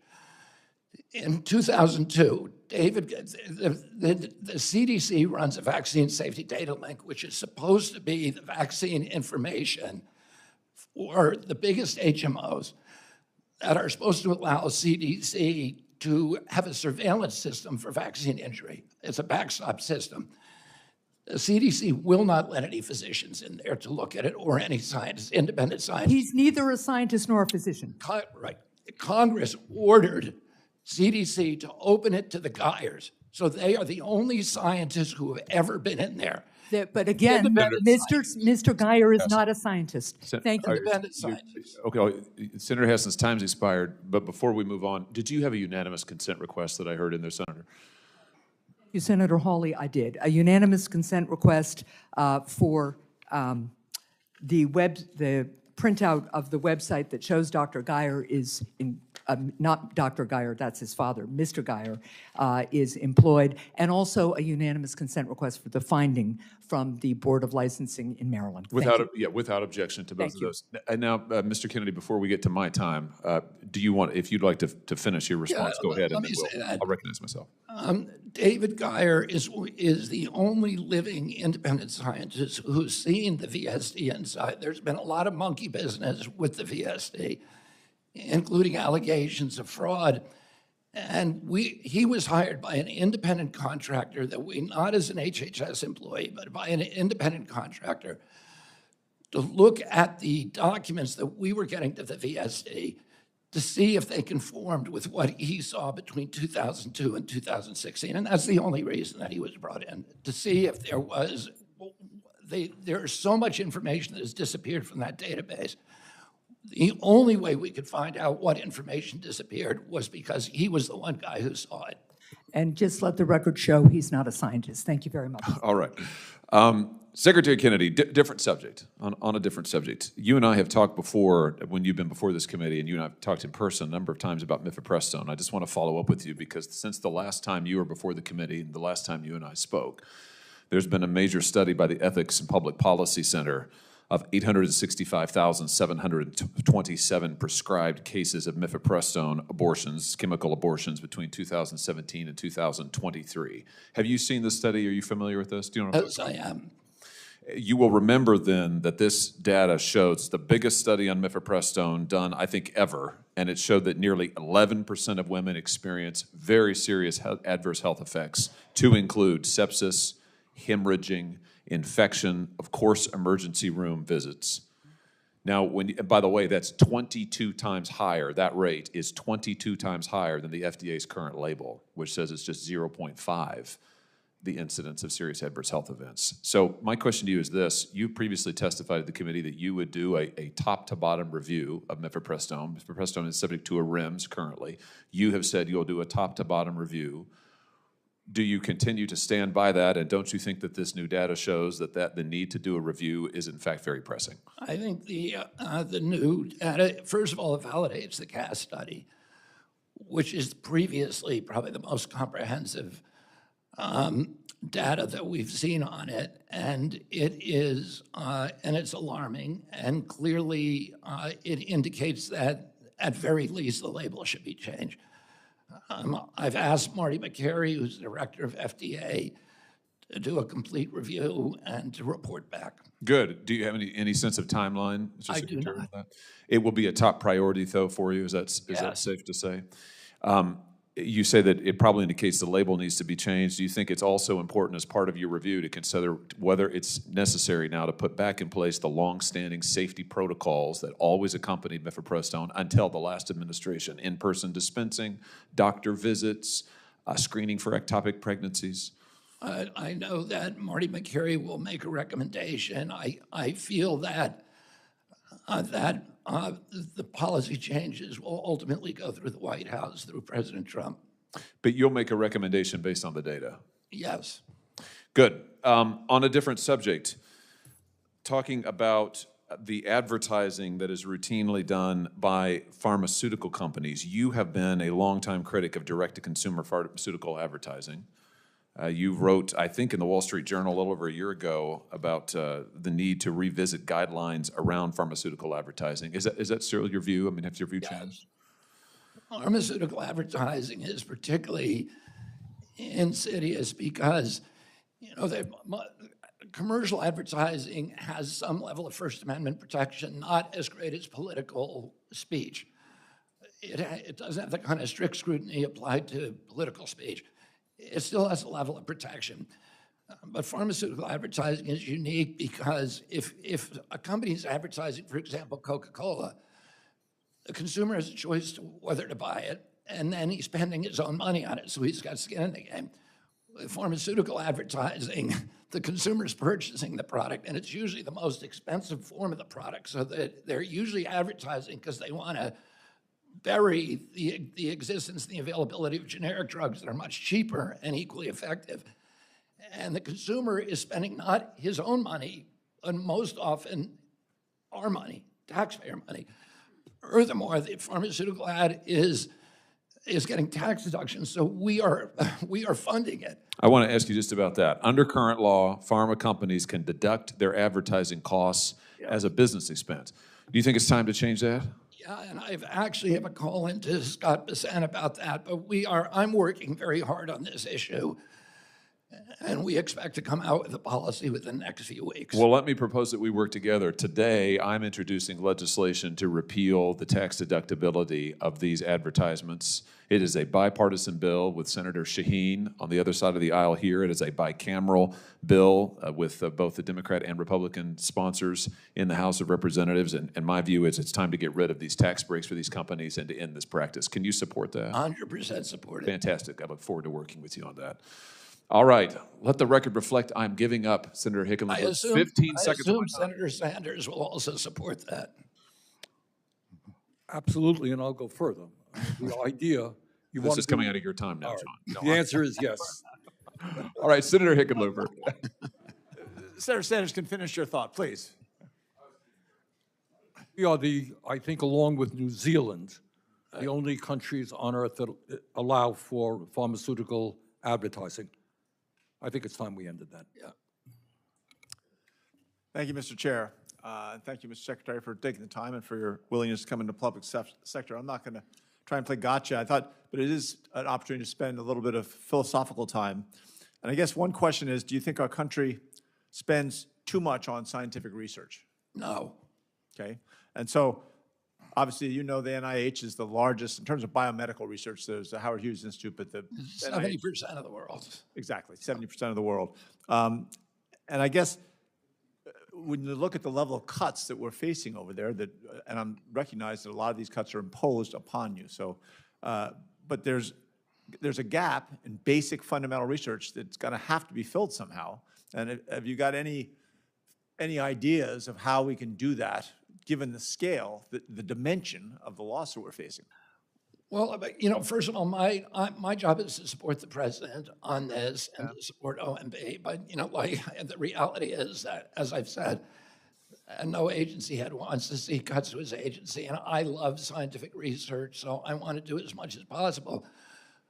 But I think because of we are very, very aggressively implementing AI, and I think we're going to do it faster and better than anybody else in government, any other agency. We brought very, very high quality caliber people from Silicon Valley. And I get that, and that will accelerate and help us do more. That's probably, we can shorten clinical trials. We can get rid of animal trials, which we're already doing. I'm in support of all that. We talked about that for years. And we can do, and we can now digitalize. Research I'm talking about is not that so much as the fundamental scientific, basic science research. Like bench science or epidemiological studies or whatever. And I think we can do a lot of that stuff quicker.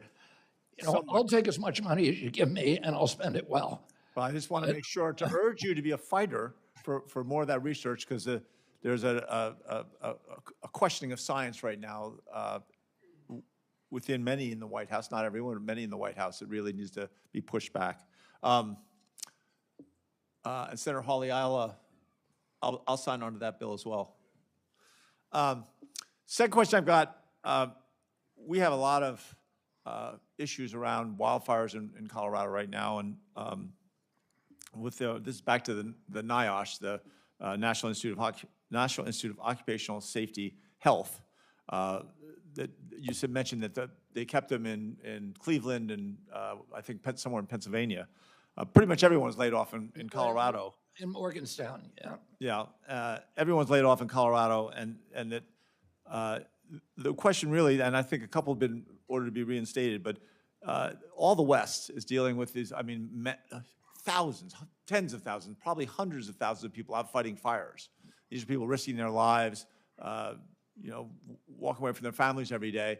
And the basic research that needs to be done, I don't think the replacements are going to be, in many cases, they're new onto the job. They're not going to be sufficient to address and really make sure the specific health needs of these workers, these outdoor workers, are addressed.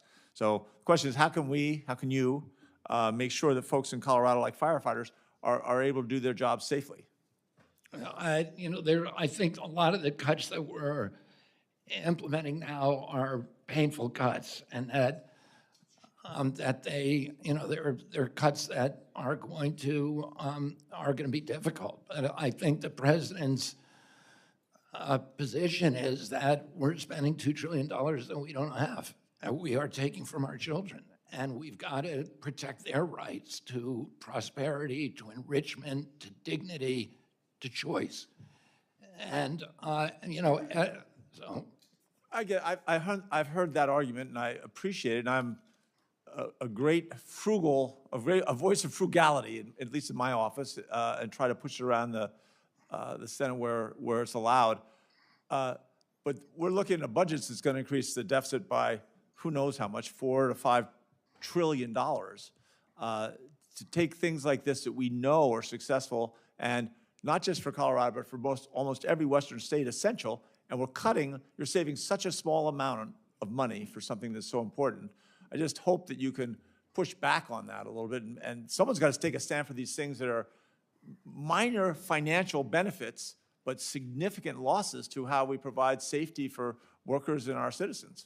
I'm happy to work with you on that, Senator. Okay, great. I yield back to the chair. The committee will adjourn for 5 minutes, subject to the call of the chair.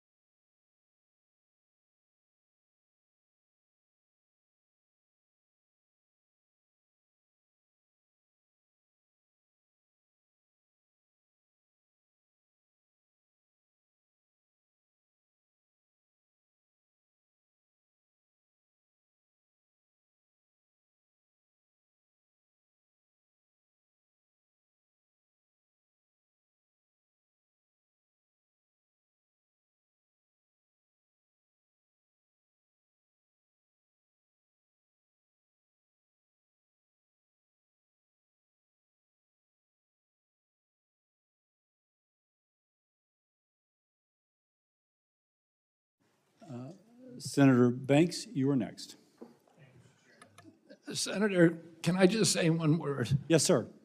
I want to clarify an issue that we talked about before. Senator Murray had raised the issue of a constituent of hers who she said had been denied a place in a clinical trial in Washington due to the RIF. We've been able to run down that case. The patient was medically ineligible for that trial. Medically ineligible? Medically ineligible. It had nothing to do with the RIF. And NIH had been trying to get her into another clinical trial, but none of our clinical trials were shut down because of the RIF. That was a canard. Thank you for the clarification. Senator Banks. Compassion for Americans with autism and their families. There's still so much that we don't know about the conditions, and there are many questions to be answered. And that's why I was glad that you recently announced an autism research database similar to a registry that you created. The NIH has more than 80 registries for different diseases, and they're a critical tool to understand disease progression. But even in spite of all of that, you were immediately attacked for privacy violations and accused of ulterior motives. Can you tell us today, how will this database handle protected health information, and is it an opt-in or an opt-out database? This is like, thank you, Senator, for asking that. This is a database, as you say, there's actually 190 disease databases at my agency. Almost every important disease has a registry. And the red arthritis has a registry, for example, heart disease, cancer, various kinds of cancers. And the registry is intended to help scientists research what causes the etiology of disease and also what the cures are. It's entirely voluntary. Patient privacy is protected. The data is digitalized and depersonalized so that people cannot find out who the patient is. And patients have an absolute right to opt out of it. So it's entirely voluntary. But it's a very important tool for scientists use who want to understand how to treat diseases.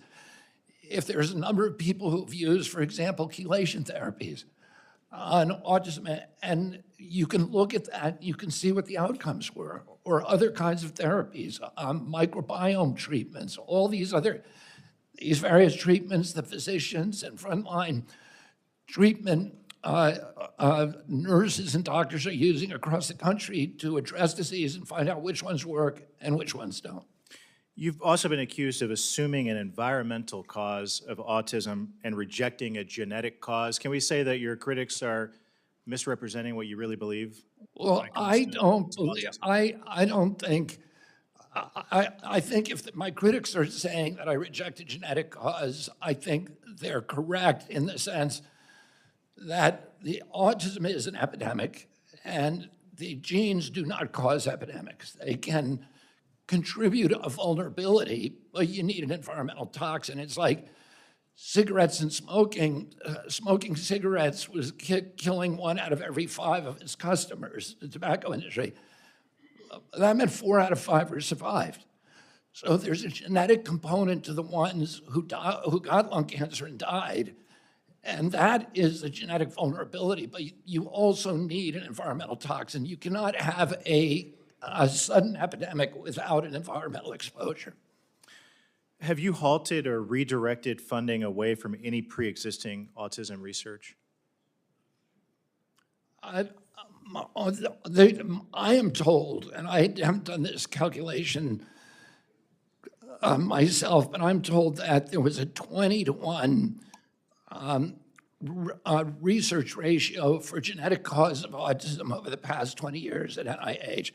And if you ask me, I believe that was because they did not want to look at the environmental exposures because they were scared of what they'd found. So I don't think we should be funding that genetic work anymore. I think we know a lot about the genes that provide vulnerabilities, high testosterone, low glutathione, the MTHFR gene, the genes that control methylation. All of these are involved, and we know that.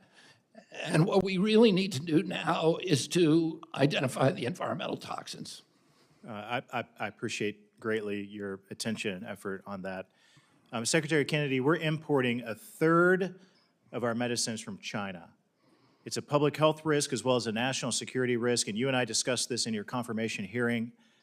I asked you at that point about reshoring medicine production from China during that hearing. I wonder if you could give us any updates on how that's happening. Yeah, I think there are very exciting things happening, and some of them is a direct result of President Trump's tariffs. And I've been working very closely with David Ricks of Eli Lilly.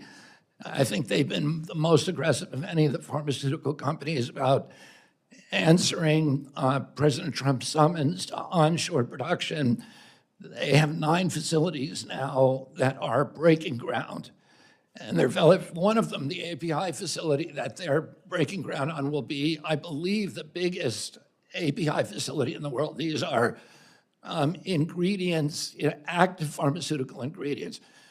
China controls that market right now, and this single facility could give us back dominance of that market. So I'm very, very optimistic about what's happening, and I'm very grateful to Eli Lilly, which has not always been a big ally of mine. I'm grateful, and we've been working very closely with the leadership of Eli Lilly to make sure they get what they need to onshore production, because we saw during COVID that for essential medicines, we cannot afford to have the ingredients offshored. Thank you for your leadership. I yield back. Senator Markey. Thank you.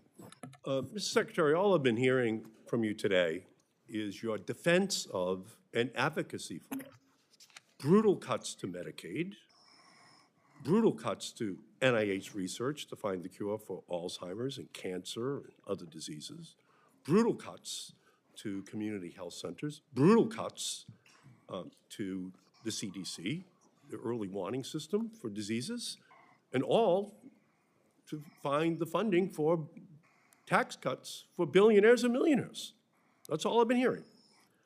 And it is absolutely unbelievable that the Secretary of Health and Human Services can sit before the Health Committee and make such an argument. So Secretary Kennedy, for months I've been hearing from people about the impact that you and Donald Trump have had on them, and for months I've been sharing their stories, and I've compiled them here. And Mr. Chairman, I'd like to include my Make America Sick agenda. Without objection. Included in the record. Thank you. This is a set of stories that are being told to me that I would like to relate to you. Jennifer, who's from Massachusetts, is a stage 4 cancer patient. There is no cure for her diagnosis. Her life depends on federal investment in research and for clinical trials to continue uninterrupted to find a cure for Jennifer with NIH funding. She's right to be worried. I heard from Henry in Rhode Island, who wants a continued funding for cancer research where he works. He's worried about getting fired because the lab's NIH grants under new leadership were cut. He wants to work on cancer research to find the cure for Jennifer. You've already terminated $1.8 billion in NIH funding, which for Jennifer should really stand for National Institutes of Hope. She's losing hope. You're defending a 40% cut, Mr. Secretary, in research for Alzheimer's, for cancer, for stroke, for diabetes, for mental health. They're being slowed, they're being slashed. And I understand streamlining, but this is not streamlining. It is a bludgeoning of our health future and a giveaway of our global scientific leadership, and it will be people like Jennifer who will pay the price. Lou from Massachusetts, he wrote to me about his son who died of an overdose. He said his son Zach was, quote, a loving and loved family member who had the illness of addiction. He wants research to cure this disease, funding for treatment without stigma, support for health workers serving people with addiction to prevent any other family member from suffering from the same fate. Can you honestly tell us that, or tell him, actually, that you can cut $1 billion from the Substance Abuse and Mental Health Administration, including funding for programs to teach first responders how to use naloxone, to help to guarantee that other parents not lose their children?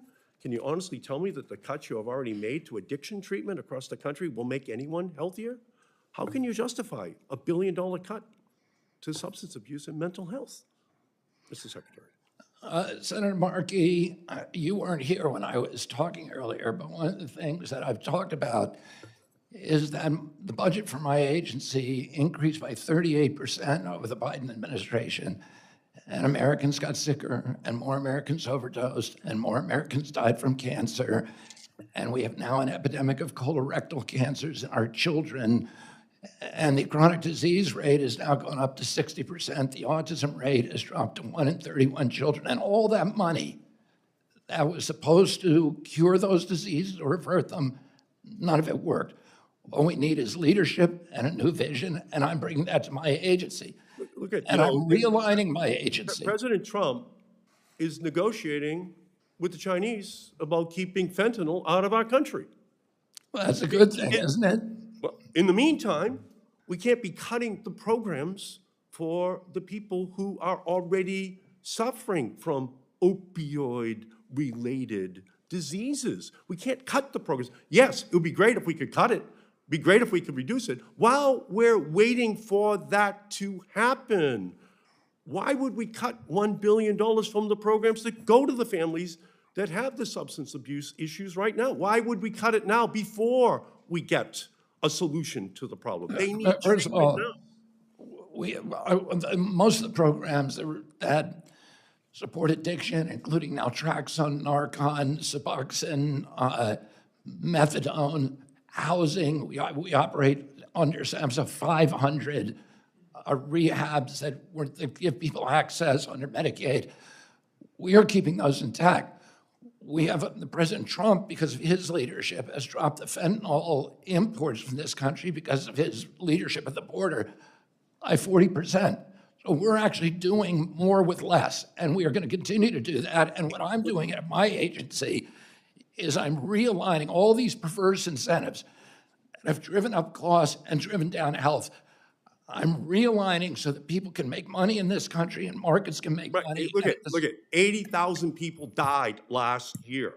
This is not about efficiency. This is about cruelty. Cutting these programs. These people are already addicted. These people already need help. You're slashing the programs that families need right now. Senator Markey. Thank you, Mr. Chairman. Senator Moody. Thank you, Mr. Chairman. And thank you for being here. I think it is wonderful that we are doing this hearing. Thank you, Mr. Chairman. And I believe this is the HELP Committee's first HHS budget hearing in more than 2 decades. And certainly, I don't think this afternoon has been easy on you. And we are grateful that you're willing to answer the hard questions. Thank you, Senator Moody. And have the difficult discussions, because if I heard you correctly, you know, the 60%, 50%, whatever increase in the last 5 years in your agency, you said reflected or resulted in people getting sicker and more people dying. And we have to do more than just think throwing money at something is going to solve a problem. And I am grateful for everyone that's stepping up on the cabinet and saying, I want to do this job in a deliberate way that's going to deliver for the people, that means more than just coming here to Washington and throwing money at problems and spending taxpayer monies without giving a lot of deliberate forethought to results.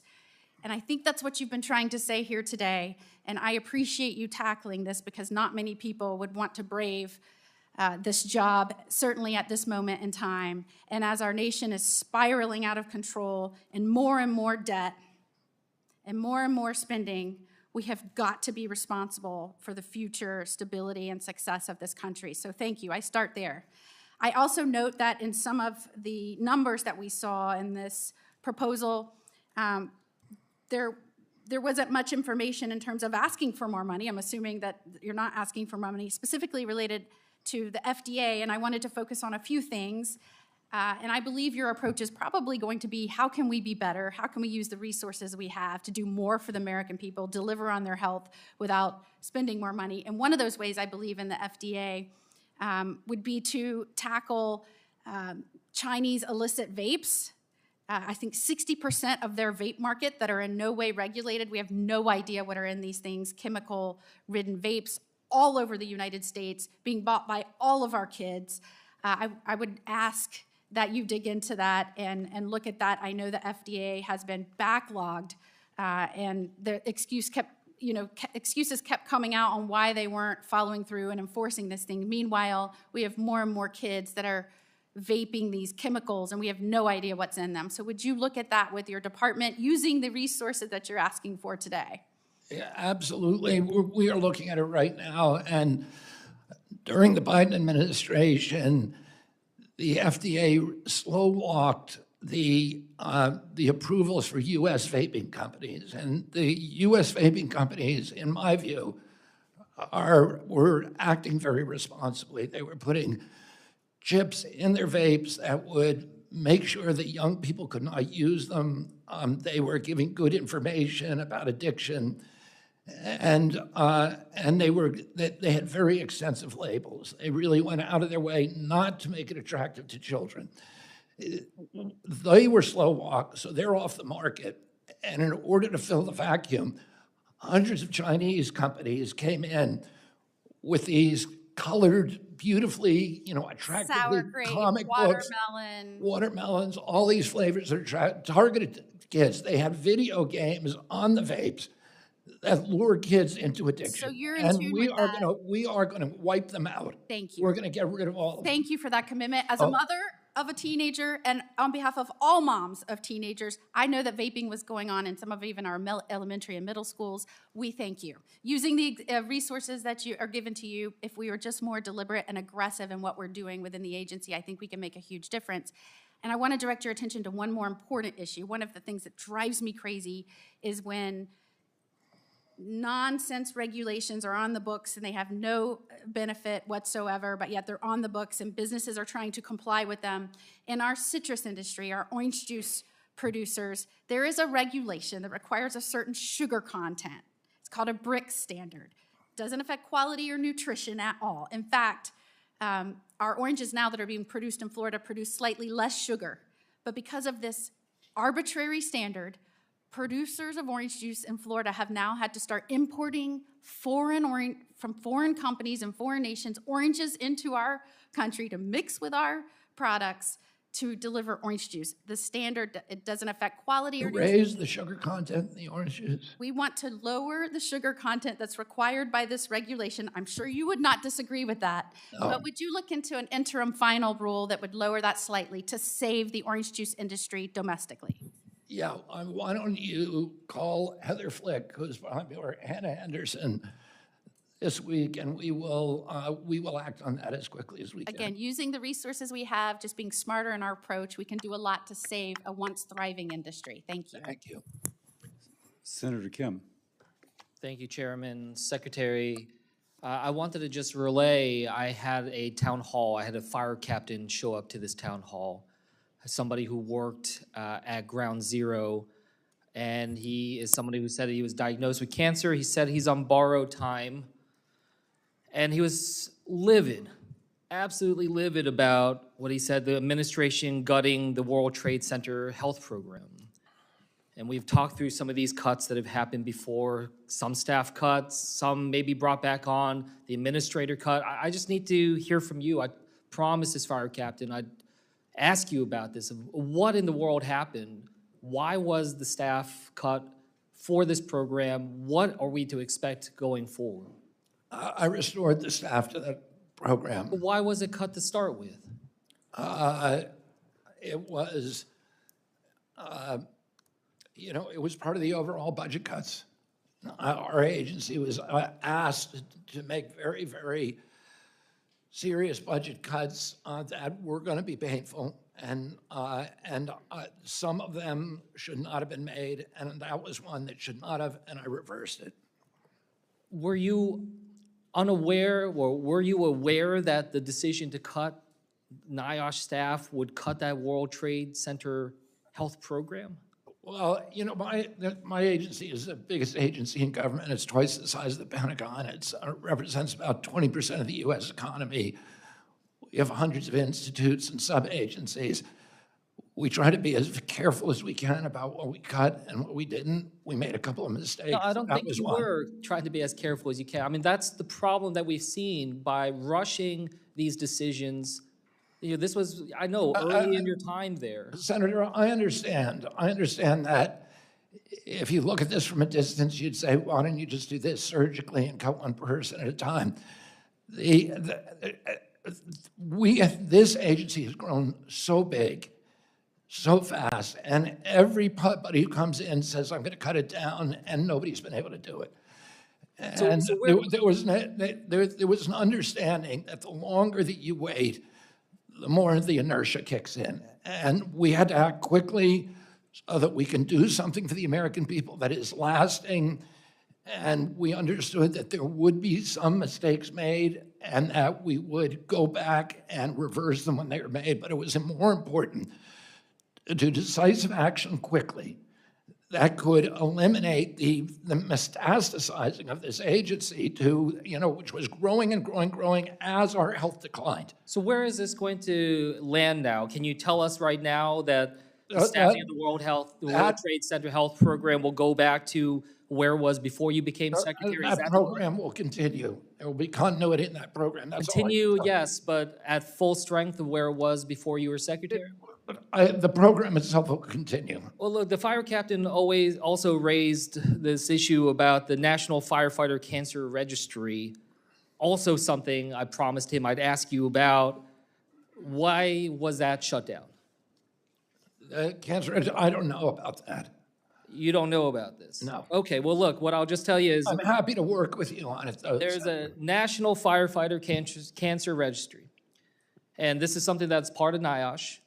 And because of the cuts, when I go to the website as I am right now, it says the information on this page is not currently being updated and access to tool is limited. Firefighters can no longer enroll in the National Firefighter Registry for Cancer. So I just raise this because this is incredibly important, not just for those that were at ground zero, but just writ large across our nation to try to help our firefighters. So can you promise me that we will work together and try to get this back up and running as soon as possible? I will work with you on this issue, Senator. Yeah, look, I understand what you were saying when it comes to your prioritization, but I will tell you, it is sending an absolutely disastrous message, especially to our firefighters. I mean, I hope that on the list of things in this Congress that we think are bipartisan, are unanimous, it should be about supporting our heroes at the World Trade Center, especially when we have more firefighters who have died since 9/11 because of medical issues that they had working there at Ground Zero than those number of firefighters that died on September 11th. And so if we can't even agree on that, if that is not seen as a high enough priority to try to protect, then I am worried about everything else that is more controversial, has less unanimity. So, Secretary, I will follow up with you on the National Registry, and I do want a firm answer on you on what is the final staffing at the World Trade Center Health Program. And with that, I'll yield back. Thank you, Senator.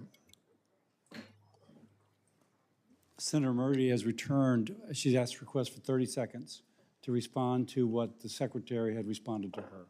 May I ask a question? Yes, sir. Yes, sir, 30 seconds. Take me down to 4 minutes and 30 seconds? No, sir. Okay. I'll give you 5:30 if you want. Even better. Thank you.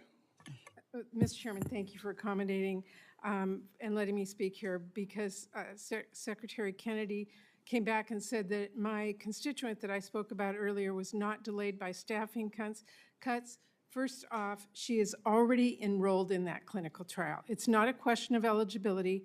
The issue, as I stated clearly, was the delay in care that she got, and what you stated, Secretary Kennedy, is not true. I spoke with Natalie actually last night. She asked her NIH doctor directly why, and when she was informed of the delay, and her doctor at NIH said very plainly twice her care was delayed because of staffing cuts. And I would just, Mr. Chairman, I think it's important for the record to show my staff has put in inquiries with HHS leadership, and they've been unresponsive so far. And just to make it clear, this is just one case of many, but those are the facts. Thank you. Mr. Chairman. Senator Scott.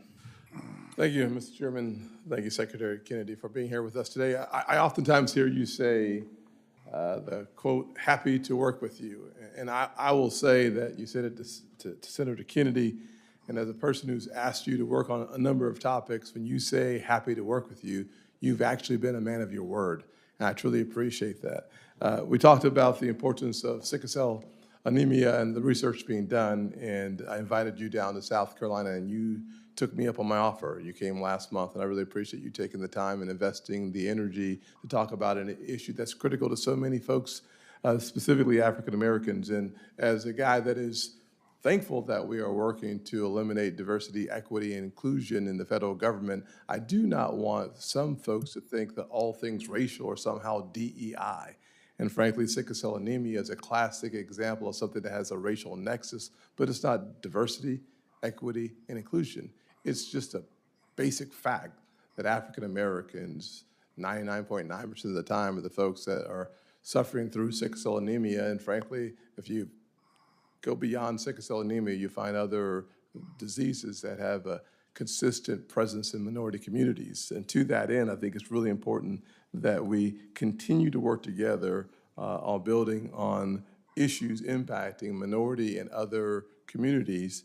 And I would love, Secretary Kennedy, as you move through this reorganization that you are currently going through, I would like for you to answer the question, will you commit that programs involving minority health will continue and not get tied unnecessarily and inappropriately to DEI? Yeah, absolutely. We will continue. I think that one of the minority health programs has been terminated, and it was one that was deeply embedded with the DEI ideology, but there are 7 others that are going to continue.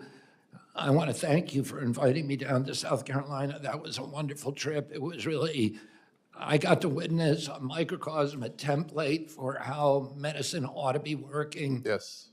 You had brought together under your leadership hospital systems, pharmaceutical companies, and the biotech companies that developed this new technology for treating sickle cell, and patients, and they had all worked together to make it affordable so that South Carolina now has this extraordinary program where if you have sickle cell in South Carolina, you can get 100% funding with, I think it's 100% cure or close to it. Very close to it.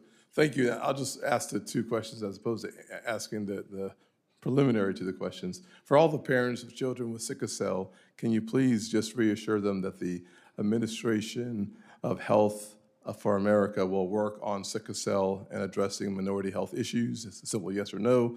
And will the full budget, and when it's released, reflect funding at AHA for both the Office of Minority Health and Sickle Cell Activities that used to be housed in CDC? Yeah, absolutely. My commitment. In fact, I had a company in this morning meeting with FDA that has a new technology that it seems as effective and may be even more economical. And I'm very, very excited, and I'm excited to show it to you if it proceeds, if it makes it through the traps at FDA. Excellent. But yeah, absolutely. I'm going to continue to make that a priority of this agency. Great. Let me change topics quickly with my minute and 45 seconds left, since I was extended extra 30 seconds. Thank you, Mr. Chairman. I really appreciate the work that you're doing, frankly, as it relates to addressing how our food supply contributes to chronic diseases, including the phasing out of petroleum-based as part of your Make America Healthy movement. I'm really encouraged by the FDA's announcement last week approving 3 new natural color additive petitions. During your confirmation hearing process, I shared your passion for shaking up the food industry, and you are truly doing just what you said you were going to do as it relates to food additives.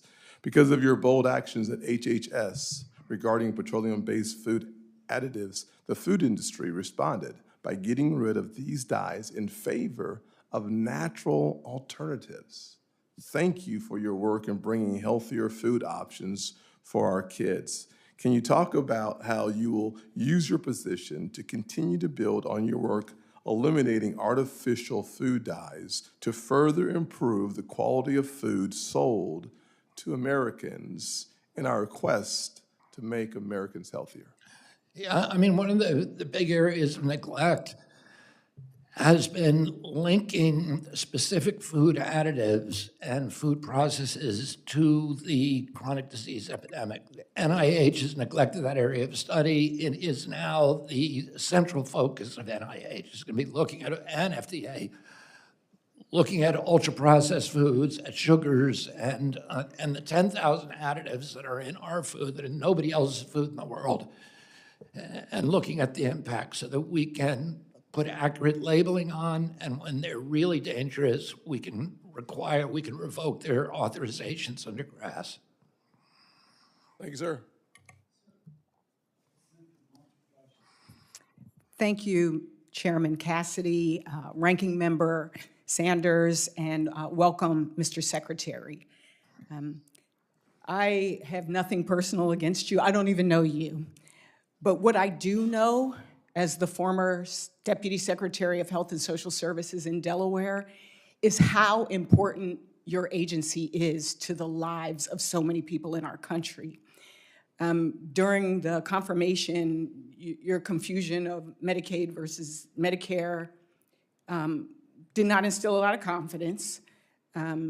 But today, as you talk about these budget cuts being painful, I am reminded of Delawareans who have come up to me and cried and said, please don't let folks take away my Medicaid, individuals with disabilities. While you talk about cutting this large department, there are talks about including more things in the department from the Department of Education. And so I'm concerned about that. And when we met in January, you committed to radical transparency and responding to all congressional inquiries within 30 days. Since then, we've sent dozens of letters. And to my knowledge, like Senator Hassan, I haven't received any responses. And given your stated commitment to transparency and your focus on efficiency and responsiveness in your opening comments, I think this is a great opportunity to get your commitment that you will respond to the letters from this committee, and also an opportunity to maybe talk about a few of the things that I wrote to you about. So let's begin with this letter. In March, I wrote to you expressing my concern about the delayed meeting of the federal vaccine experts, otherwise known as ACIP. The meeting of this committee is a key step in getting vaccines to millions of people, from babies to seniors, and delays can have negative impacts on vaccine accessibility and affordability. And while I'm glad that the meeting finally happened, we're quickly approaching flu season, and the CDC still hasn't adopted the April recommendations. And I can understand the delay given that there seems to be no current CDC director. So in the spirit of radical transparency, my question is, who is the acting CDC director? The acting director was Susan Menares, but she is now up for permanent director. And so she's been replaced by Matt Bozzoli. Does this person have a medical background? I believe. Or public health expertise? He's a public health expert. Public health expert. So the fact that the recommendations are kind of stuck is, and the fact that you kind of had a... Well, can I clarify something? The ACIP does not do the flu shot. Yeah, I don't want to get into the specifics of that. And those, the flu shot was, and my question was more about, do we have a CDC director? And then I want to enter into the record information about what harms could be caused until we get one. Is that a request? We want the director. I'd love to shift gears. We're relying on this committee to. But this was my question. This is my turn. I'm the director. We are senators, and so I don't want to have the same exchange that happened before with other people. I just want to ask my questions. I want to just shift gears. Your proposed compassionate budget would cut funding for multiple maternal and child health programs. And I know as a new parent, I remember learning that my baby should sleep on their back. The NIH Safe to Sleep campaign, you've shuttered. After launching this campaign in 1994, the rate of sudden infant deaths dropped by 50%. Many parents in this room maybe remember getting their children screened for hearing loss or rare diseases. That program has also been shuttered. You've cut programs that collect data on IVF, maternal health, infant mortality, all while President Trump is calling himself the fertilization president. None of these policies are based in compassion, and my only concern, even following up on Senator Kim's question, is understanding what goes into gutting a program that has increased, the efficacy of parents and being able to take care of their children. My time is expired, but I will just say, again, a budget is a reflection of priorities, and to me, this budget, the cuts to Medicaid that are talked about right now across in the House of Representatives are gonna have real, like you said, painful impacts on people's lives. And I hope there's some real compassion in the end, and I hope that you hear from our constituents as we are hearing from them as well, and we will continue to try to fight for them. So I yield back. You've left me no time to respond, but I can assure you that I will act with compassion. Senator Also Brooks. Thank you so much, Mr. Chairman. Mr. Secretary, I'm over here. I've been sitting through this hearing all day today and have noted that you've been unable, in most instances, to answer any specific questions relating to your agency. Because I haven't been given time. Well, no, you have been given time, but the point of the matter is you've been unable to answer specific questions. Sir, you are the wrong person for this job, and you had in this hearing today the unmitigated gall to say at the beginning of your testimony that China is ahead of the United States in healthcare because China does not have DEI. I didn't say that. Well, we can roll back the tape. You absolutely did say and you will find I didn't say that. That is absolutely what you said. I was talking about science, and I didn't say they're ahead of us. They're ahead of us in some forms of science, certainly not in healthcare. Well, we can roll back the tape, but nonetheless, let me go on with my questions and ask you this.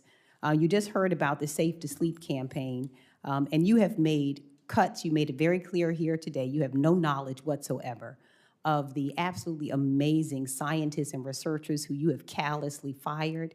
You know nothing about the cuts. Didn't fire any working scientists, Senator. That, sir, is not true either. But nonetheless, But it is true. It is not true. Let me ask you another specific question. The Safe to Sleep campaign. Well, then can you name, sir, which office the Safe to Sleep campaign operates out of? Which campaign?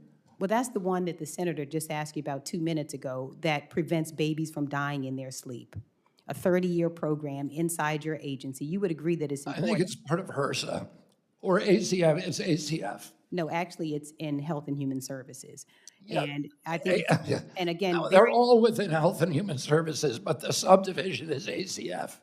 No, actually, the name of the office. Administration of Children and Families. No, let me tell you what it is. The National Institute of Child Health and Human Development. This is actually the one that your aunt, Eunice Kennedy Shriver, is the person who it's named after.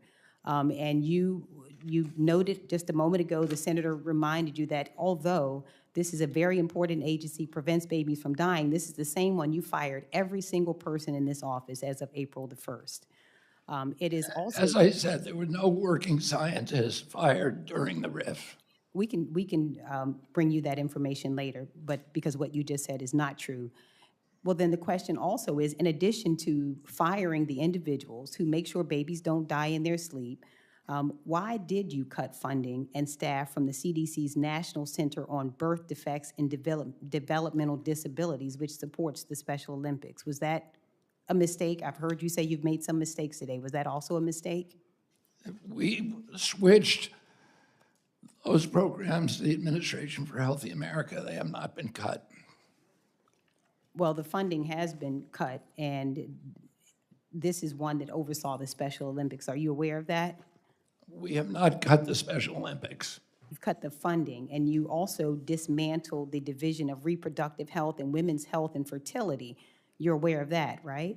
We have, right now, we have 42 divisions that do maternal health, and we're consolidating them. And the mainstream media has portrayed those as cuts, but they're not cuts, they're consolidations. It's ridiculous to have 42 divisions that are all supposed to be doing the same thing with their own administrators. Well, let me ask you a question. So it doesn't exist right now, it's been dismantled. That is a fact, that particular division, what you plan to do in the... There's 42 divisions on maternal health, we consolidated. Sir, let me finish what I'm saying here. The fact of the matter is you have dismantled it as we speak.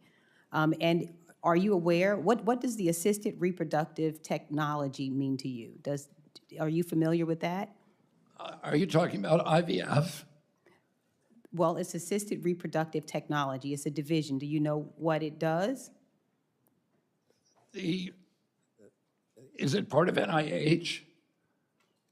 No, it's actually a part of your agency. It's a part. NIH is part of my agency, Senator. You should know that. I do know that, but it's actually a part of, it's the CDC is where it is. Okay, then it's CDC. Right, okay.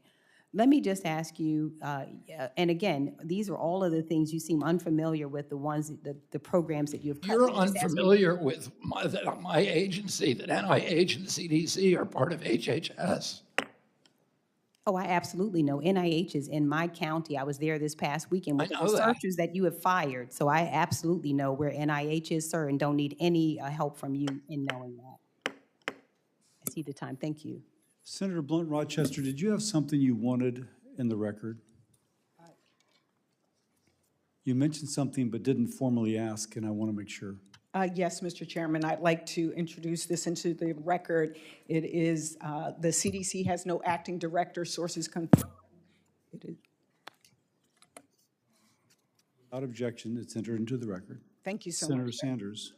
Ask unanimous consent to enter into the record 21 letters of groups raising concerns about the HHS reorganization budget and RIFs. Also ask unanimous consent on behalf of Senator Murphy to enter 2 articles into the record. Without objection. For any senator wishing to ask additional questions, questions for the record will be due in 10 business days on May 28th at 5 p.m. Thank you again, Secretary Kennedy, for being here. The committee stands adjourned. Thank you very much.